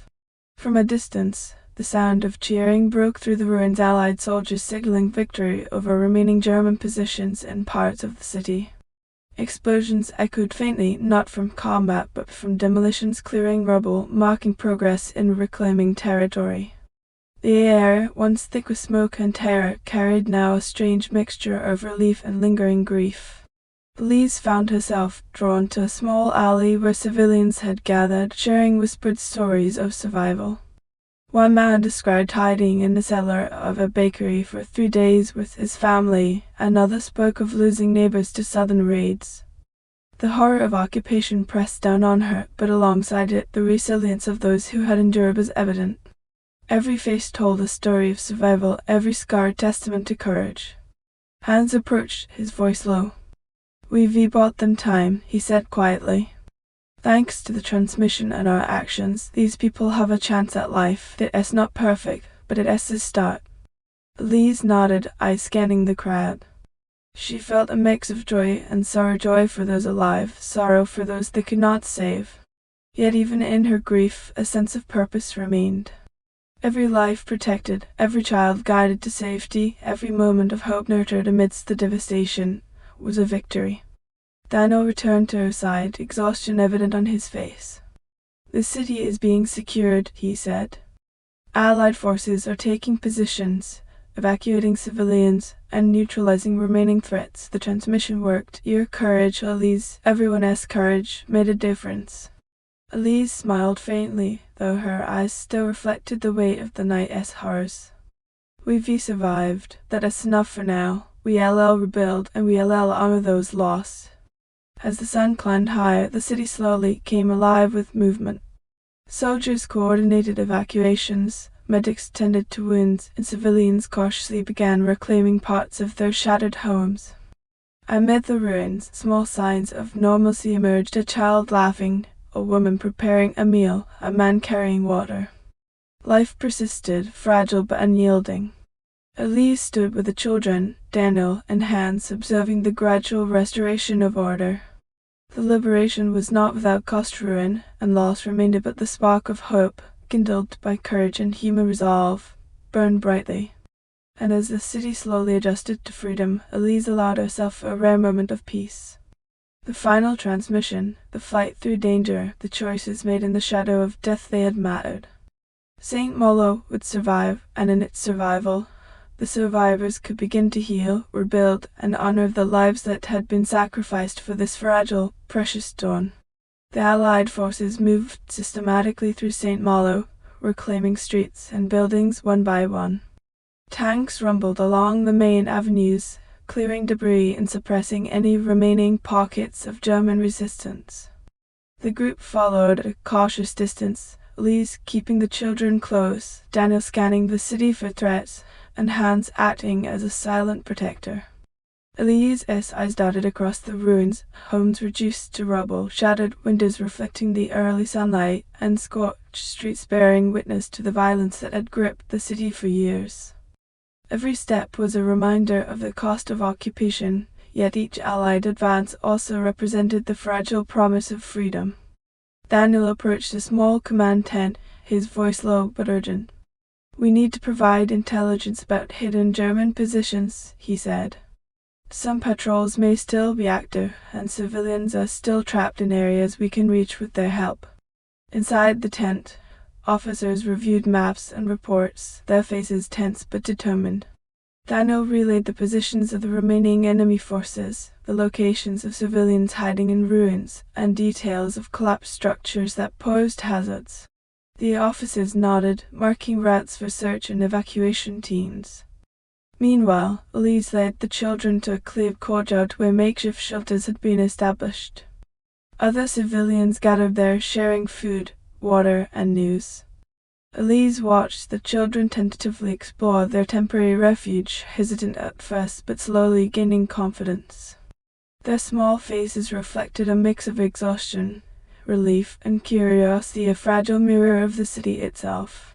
Hans stayed on the perimeter, scanning rooftops and alleyways. Despite the advance of Allied troops, he remained alert, aware that danger could emerge from hidden corners. The occupation had taught him to trust no shadow, and though the city was in Allied hands, he could not yet relax. A young girl approached Elise, holding a torn doll. "Is it really over?" she asked softly, eyes wide with hope. Elise knelt to her level, brushing dirt from the child's hair. "For now," she said. "The soldiers are here, you're safe." The girl's eyes brightened, and she hugged her doll tightly, a small but powerful symbol of survival amid devastation. Elise felt a lump in her throat, realizing that in small gestures the protection of a child, the reassurance of safety lay the essence of liberation. Daniel returned from the command tent, his expression a mixture of relief and concern. "The Allies are moving to secure the remaining German units," he reported. Evacuation teams are being dispatched to rescue civilians in trapped or destroyed areas. We've done what we can to guide them, but there is still work to be done. Elise nodded, glancing at Hans. We continue to help where we can, she said. We cannot rest until every child, every family has a chance to survive. Hans gave a curt nod, scanning the horizon for movement. There may be snipers or remaining patrols in the northern district, he warned. We'll need to move cautiously if we intend to reach the outer neighborhoods and guide the civilians safely. Together, the group began navigating the city systematically, moving through partially cleared streets, checking on civilians, and providing guidance. They encountered small pockets of resistance, hidden soldiers attempting to flee or regroup, but each time, the Allies arrived quickly, neutralizing the threats before they could harm anyone. Elise stayed close to the children, offering words of comfort and reassurance. They clung to her, small hands intertwined with hers, trusting her guidance implicitly. Daniel coordinated with the Allied officers, ensuring every piece of information regarding civilians, hazards, and enemy positions was communicated accurately. Hans acted as the vigilant protector, covering blind spots and silently directing the group along the safest paths. The day stretched on, marked by a mixture of chaos and triumph. Explosions from controlled demolitions punctuated the air, soldiers shouted orders, and the faint hum of military vehicles reverberated through the streets. Amid it all, civilians cautiously emerged from hiding, their faces reflecting a mixture of relief, grief, and tentative hope. Elise paused in the central square, observing a group of families being escorted to safety. Mothers held children tightly, fathers carried the wounded, and the elderly moved with support. For the first time in days, she allowed herself a small moment of relief. The liberation was tangible now, not abstract or distant, but visible in the faces of those who had endured so much. Daniel approached, placing a hand on her shoulder. We've done what we can, he said quietly. The city is being secured, civilians are being rescued, and the Allies are advancing. Our mission, the transmission, guiding them, protecting the children, has made a difference. Elise nodded, her gaze lingering on the people around her. It's not the end, she said softly. There is still work to do. The wounds of the city are deep, and healing will take time, but for now we have hope. Hans stepped beside her, eyes scanning the horizon one last time before allowing himself a rare moment of ease. Hope is enough, he said. For now. The late afternoon sun cast long shadows across Saint-Malo, illuminating both the devastation and the tentative signs of recovery. The streets, once silent with fear, now carried the low murmur of conversation, the cautious laughter of children, and the careful footsteps of civilians beginning to reclaim their city. Elise walked among them, the children clinging to her hands, their small bodies leaning on her for comfort and reassurance. Every face she passed told a story of loss, survival, and resilience. A man carried a battered suitcase, the remnants of a life interrupted by war. A woman gathered fragments of what had once been her home. A child held tightly to a doll, the eyes of the toy reflecting both innocence and trauma. Elise felt a deep ache in her chest. Liberation had come, but it had been paid for in blood, fear, and shattered lives. Daniel moved alongside her, his attention divided between the logistical needs of the evacuation and the human stories unfolding before him. He had spent hours coordinating with Allied officers, ensuring that families could be reunited, wounded civilians received medical attention, and safe passages remained open. Yet even with these efforts, he knew that the scars, both physical and emotional, would linger long after the city was declared secure. Hans stood slightly apart, scanning the rooftops and Alice, a vigilant guardian even as the battle officially ended. He had acted against orders to protect Elise, Daniel, and the children, risking his life to save those who could not defend themselves. Now he allowed himself a quiet satisfaction. The streets were safer, the immediate threat neutralized, and the lives he had chosen were preserved. Yet he also understood that survival was just the first step in a long journey toward healing. Elise knelt beside the youngest child, brushing soot and dirt from his hair. "You've been very brave," she said softly, her voice carrying both pride and sorrow. You survived when so many did not, and that courage will carry you forward. The child's small fingers clung to hers, eyes wide but trusting. For a brief moment, she allowed herself to hope not just for survival, but for a future in which these children could live free from fear. Nearby, survivors began forming small groups, sharing stories, food, and supplies. The camaraderie was fragile, but it was a sign of life returning to a city that had known only occupation, terror, and loss. Elise observed quietly, letting the children interact with others their age, watching as smiles began to emerge through the fatigue and sorrow. Daniel approached, holding a notebook filled with intelligence reports, civilian accounts, and logistical notes. The Allied command wants to debrief us, he said. They want a full account of the transmission, the civilian locations, and any remaining threats. It's important they need to consolidate this information to prevent further loss. Elise nodded. We'll tell them everything, she said. Every detail matters, every life matters. Hans joined them, scanning the horizon one last time. The immediate danger is gone, he said quietly. But the war continues beyond these walls. We've done what we could here, and that is all we can do. The children gathered around Elise, exhausted but safe. She looked at each of them, committing their faces to memory, their small expressions of fear, relief, and emerging hope. They had endured the horrors of war, yet they had survived. In that survival lay a fragile but undeniable victory. As the sun dipped toward the horizon, casting a golden glow over the battered city, Elise allowed herself a moment to reflect. She thought of the hospital that had burned, the friends who had perished, the families torn apart. Yet she also thought of the lives saved, the courage displayed, and the message they had sent that had helped tip the balance. Daniel placed a reassuring hand on her shoulder. You've done something incredible, he said. We all have. The transmission, guiding civilians, protecting the children, it made a difference. Elise smiled faintly, tears brimming in her eyes. It is not just us, she said. It is everyone who risked everything to stand against fear, everyone who chose hope over despair. That is what matters. Hans remained silent, but the set of his jaw and the slight nod of his head conveyed agreement. The liberation of Saint-Malo had come at great cost, yet it was a testament to courage, resilience, and the human capacity to act decisively even in the darkest hours. As night fell, the city settled into an uneasy calm. Fires burned in controlled demolitions, soldiers patrolled cautiously, and civilians began to rest in temporary shelters. Elise watched the children drift into sleep, exhausted but alive. She felt a weight lift slightly from her chest. The immediate danger had passed, and the promise of a new day beckoned. Yet she knew the journey was far from over. Healing would take time. The war still raged beyond the city's walls, and countless lives had been irrevocably altered. But in this fragile moment, amid ruins and recovery, hope persisted. Elise took a deep breath, looking out over the city she had fought to protect. We survived, she whispered. And now, we begin again. The first stars appeared in the darkening sky, faint but persistent.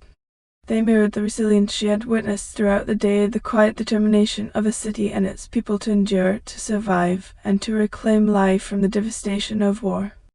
And as Elise held the children close, Daniel and Hans standing nearby, she understood the truth of the fragile victory. Liberation was not just the absence of occupation or the retreat of enemies, it was the courage to protect, the resilience to rebuild, and the hope that life, even in its most fragile form, could persist. Saint-Malo was free, but the freedom was not just in walls reclaimed or soldiers defeated, it was in the hearts of those who had endured, in the children who slept safely at last, and in the quiet, steadfast belief that life would continue no matter the cost. The morning air over Saint-Malo was crisp, carrying the faint scent of salt from the sea and the remnants of smoke from yesterday's fires. The city had begun to stir in its newfound freedom, tentative and cautious, like a bird testing its wings after a long winter. Ruins remained, scarred buildings and shattered streets telling the story of occupation and liberation, but within them, life persisted. Elise stood atop a small hill overlooking the city. The children clustered at her side. Their eyes, wide and innocent, took in the landscape with a mixture of awe and apprehension. For them, this was the first moment they could truly breathe, the first glimpse of a world not dominated by fear. She traced the streets with her gaze, noting small groups of survivors moving cautiously between ruins. Some carried possessions salvaged from collapsed homes, others tended to the wounded or guided children through debris-strewn lanes. Every movement, every effort felt monumental, a testament to resilience, courage, and the instinct to survive. Daniel joined her, his hands in his pockets, eyes scanning the horizon with quiet intensity. He had spent the past hours coordinating with Allied units, ensuring the safety of civilians and the organization of relief efforts. "It is slow," he murmured. "Recovery always is after destruction, but it is happening." Elise nodded, her heart heavy with both relief and sorrow. "It is not just about rebuilding buildings," she said softly. "It is about rebuilding trust, hope, and the lives that were broken. That takes time and courage." Hans approached from the path behind them, his uniform dusted with soot and debris. He paused beside Elise, looking out at the city silently. "It is quiet now," he said, voice low. "Too quiet, perhaps, but it is a silence worth having, one we've earned through sacrifice." Elise took a deep breath, feeling the weight of the past week settle upon her. The hospital that had burned, the children she had protected, the choices she had made, they all culminated in this moment. The liberation had been achieved, but the cost was etched in every scarred wall, every tear-streaked face, and every memory that refused to fade. The children tugged at her hands, eager to explore the safe areas established by the Allied relief teams. Elise smiled faintly, allowing them a small measure of freedom. For the first time in days, they ran without fear, their laughter mingling with the distant calls of soldiers and the soft hum of life returning to the city. Daniel crouched beside Elise, pointing toward a group of civilians helping to clear rubble. "Look at them," he said. "They're not just surviving, they're choosing to rebuild. That is what matters most. That is the spirit that will carry Saint-Malo forward." Elise followed his gaze, noting the small acts of resilience, a man lifting beams from a collapsed roof, a woman sharing food with neighbors, a child helping another child climb over debris. Each act, though minor in isolation, formed the foundation of a larger recovery, a testament to the endurance of the human spirit. Hans, still scanning the perimeter, finally allowed himself a moment of reflection. He had chosen to act against orders, to protect civilians, and to guide the vulnerable to safety. That decision had marked him as a traitor in the eyes of some, but in the city's liberation, it had defined him as a hero. "We made a difference," he murmured, almost to himself. "And that matters more than anything else." Elise reached for Daniel's hand, intertwining fingers. "We can mourn those we've lost, and still move forward," she said. "We honor them by living, by helping others, and by never letting fear dictate our actions again." The children ran toward a cleared courtyard where survivors were beginning to rebuild temporary homes, their laughter a fragile but powerful soundtrack to the city's recovery. Elise followed them slowly, savoring the moment yet aware that the shadows of the past lingered. Every smile carried a hint of sorrow, every act of rebuilding a reminder of lives altered forever. As the sun climbed higher, illuminating the battered city with warm light, Elise allowed herself a rare moment of hope. The war still raged beyond Saint-Malo, but within the city's walls, life persisted. The children were safe, civilians were being cared for, and the liberation had paved the way for healing. Daniel and Hans joined her once more on the hill, the three of them observing the city together. Silence fell, not the oppressive silence of fear, but a quiet filled with possibility. For the first time in weeks, Elise felt a sense of completion, not finality, but pause, a moment to acknowledge survival, courage, and hope. The path ahead was long, the scars deep, and the memories indelible. Yet in that silence, amid the ruins and the whispers of a city reclaiming its life, Elise understood the truth. Survival was not an endpoint, but a beginning. The liberation of Saint-Malo was more than the retreat of enemies. It was the reclamation of hope, resilience, and the human capacity to endure. The sun climbed higher, casting long shadows through the battered streets of Saint-Malo. Survivors moved cautiously, helping each other clear debris, erect temporary shelters, and distribute supplies brought by the Allied relief teams. Amid the ruins, small acts of resilience began to shape the foundation of recovery. Elise knelt beside a collapsed wall, helping a young boy salvage a wooden chair that might serve as part of a makeshift home. His hands trembled, but he persisted, pride lighting his eyes. "Look," she said softly, "you helping rebuild. That is very brave." The boy nodded, smiling faintly through the soot on his face. Each small act of rebuilding became a step toward healing not just of buildings, but of hearts. Daniel moved among the civilians, coordinating with medics, ensuring the wounded received care, and helping families locate one another. He stopped beside a woman who had been separated from her children for days. Her eyes welled with tears when she saw them, and she clutched them tightly. Daniel offered a reassuring smile. "They're safe," he said simply. "Thanks to all of you and the efforts to get word out, you can be together again." Hans patrolled the perimeter of the courtyard, now a hub for survivors and volunteers. He guided children away from unstable buildings, offered assistance to the elderly, and occasionally gave instructions to small groups forming temporary shelters. Though his mind remained alert to potential threats, there was also a quiet satisfaction in the progress unfolding before him. Lives were being reclaimed, piece by piece, and he had helped make that possible. Elise observed a group of women arranging salvage fabric to form partitions for privacy. Small gestures, a blanket stretched across a broken doorway, a makeshift bed created from boards and cloth, became symbols of resilience. The survivors' determination to create order from chaos reminded her that liberation was only the first step. Rebuilding would require patience, courage, and a community willing to lift one another from despair. Children explored cautiously among the ruins, their laughter tentative at first, but gradually growing more confident. Elise followed closely, watching them, feeling a deep mix of relief, sorrow, and hope. These children had survived the worst the world could offer, and now, even in the midst of devastation, they had a chance to rediscover the simple joys of childhood. Daniel joined her, holding a small stack of blankets. "They're going to need more supplies, more food," he said. "The Allied teams are doing their best, but it is going to take time to stabilize the city completely." Elise nodded. "Then we'll keep helping," she replied. "We'll rebuild not just structures, but trust, hope, and community. That is what matters most now."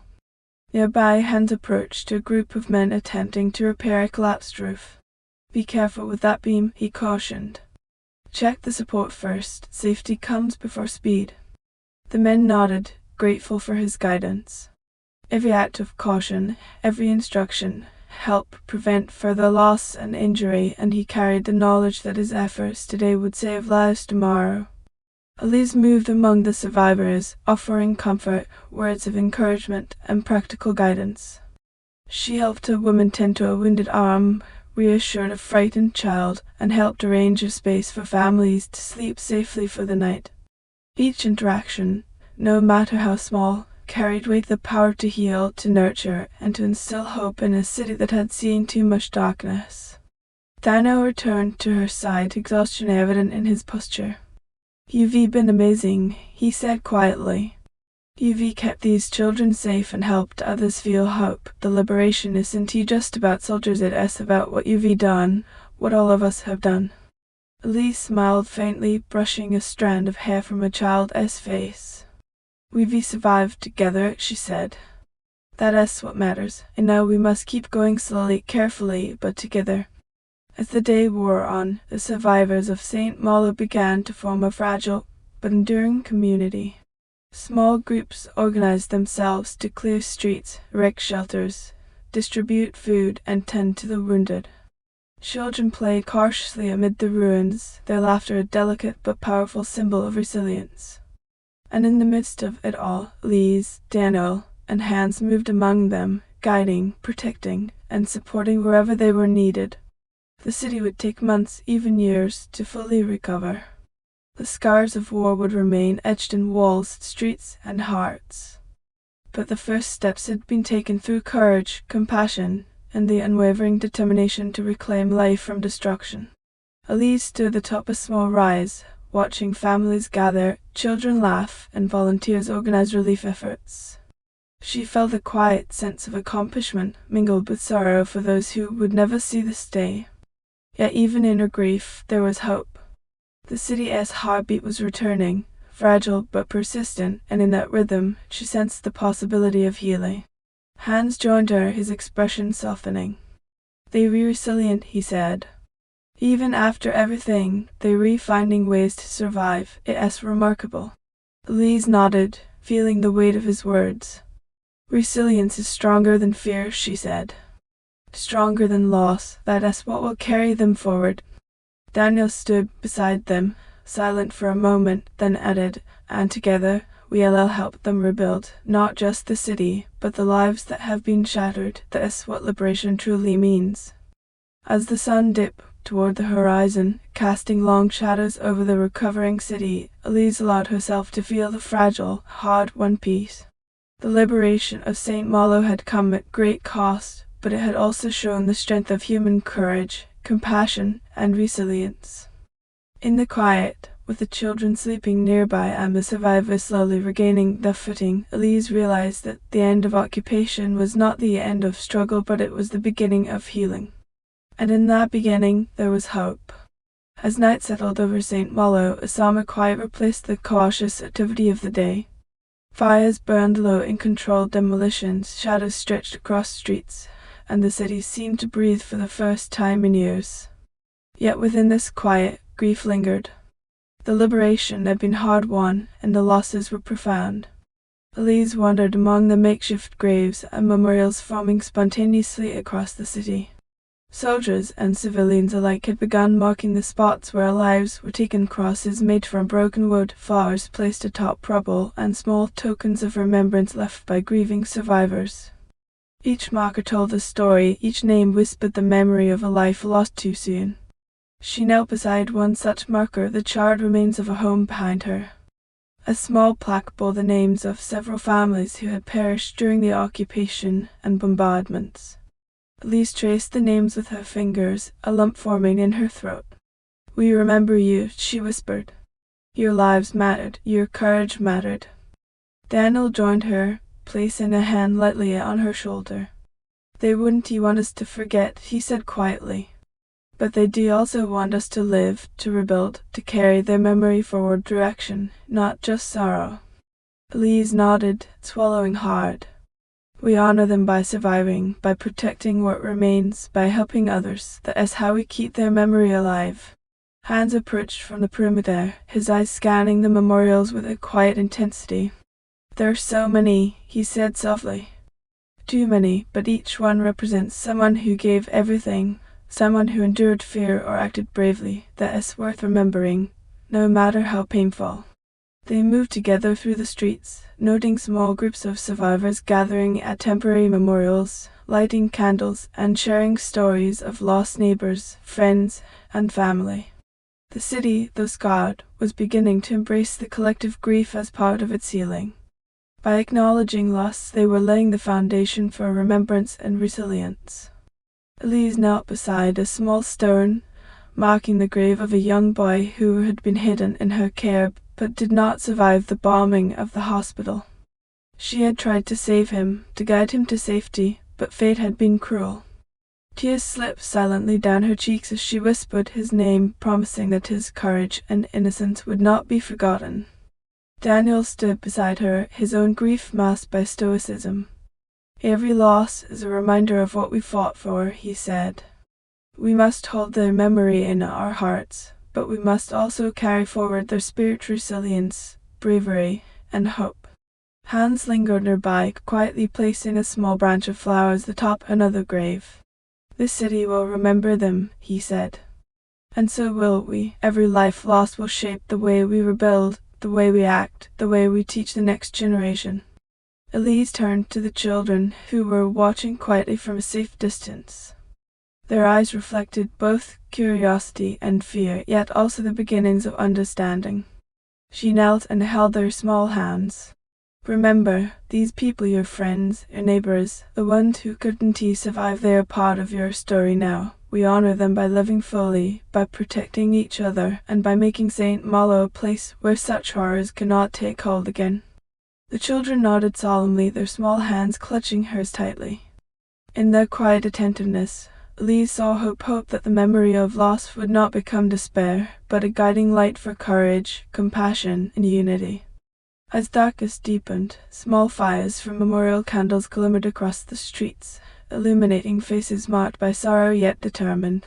Elise, Daniel, and Hans moved through the city, each step an act of remembrance, each interaction a silent promise that the lives lost would not be in vain. Even as they mourned, there were glimpses of life reclaiming the city. Children's laughter rose in the distance. Women shared meals, and men began reconstructing walls and shelters. Each act of rebuilding, each small smile, was a defiance of the destruction and a tribute to those who had been lost. Elise paused atop a small hill, looking out over the city bathed in soft candlelight. She whispered a quiet prayer, honoring every soul lost in the occupation, in the bombing, and in the battles for liberation. "May you find peace," she said. "And may we carry your courage forward in all we do." Daniel stood beside her, observing the faint glow across the city.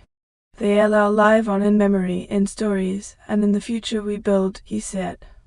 "Saint-Malo owes them that much, and we owe it to ourselves to make their lives meaningful through the way we live, rebuild, and protect this city."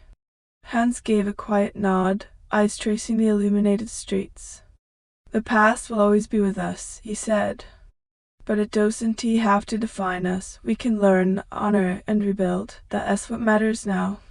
Elise took a deep breath, feeling the weight of loss balanced with the fragile strength of hope. She looked at Daniel, then at Hans, and finally at the children, their small faces reflecting the uncertainty of the world, but also its possibility. "We carry them in our hearts," she said softly. "And with that, we move forward." The city slept under a blanket of quiet remembrance, survivors resting for the first time in days, their grief interwoven with hope. The losses were immense, the scars permanent, but within that darkness, light persisted. The liberation of Saint-Malo had not erased the horrors of war, but it had created space for healing, memory, and the courage to rebuild. The first light of dawn filtered softly through the haze of smoke lingering over Saint-Malo. Birds had begun to sing tentatively, their voices small yet insistent, a reminder that life persisted despite devastation. Elise walked through the streets with the children, the gentle weight of responsibility still on her shoulders, but tempered by relief that for now they were safe. The city was awakening slowly. Makeshift shelters were being reinforced, small fires burned in newly cleared courtyards, and survivors moved with purpose, organizing food, water, and medical supplies. The quiet hum of activity marked the first stage of recovery, each action a testament to resilience and determination. Elise paused to watch a group of children rebuilding a toppled fence, their laughter mingling with the soft sounds of labor. For them, life was fragile, yet beautiful, a chance to reclaim innocence stolen by war. She knelt beside a young girl, carefully arranging stones into a small wall. "You helping rebuild," Elise said softly. "That is very brave." The girl smiled faintly, dirt smudging her cheek, and continued her work. Daniel moved through the crowd of survivors, coordinating with allied personnel to ensure that every family had access to shelter, food, and medical care. He paused to help a man lift a heavy beam, exchanging a nod that spoke of shared purpose and quiet solidarity. Every small act of cooperation was a stitch in the city's wounded fabric, a demonstration that even amid ruin, life could be restored. Hans remained vigilant, watching over the perimeter, yet allowing himself brief moments to witness the transformation unfolding. He observed men and women clearing rubble, children playing cautiously among debris, and the elderly tending small gardens or distributing food.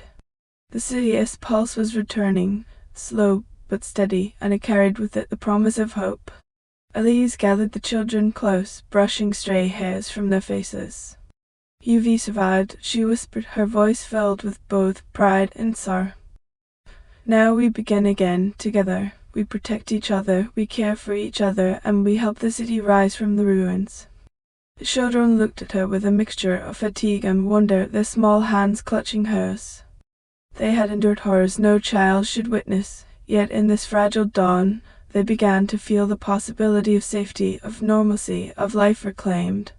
Across the city, survivors worked in small groups, forming communities from fragments of what had been lost. Temporary shelters were strengthened, pathways cleared, and small gardens tended. Each action, no matter how minor, represented a defiance of the destruction, a commitment to reclaim life from the devastation. Daniel approached Elise and Hans, holding a small map with notes from the Allied coordination teams. "The city will need months, even years, to recover fully," he said. "But the foundations are being laid now. Your work, the transmission, guiding civilians, protecting children made all the difference. Saint-Malo lives because of courage, not luck." Elise nodded, her gaze drifting to the horizon.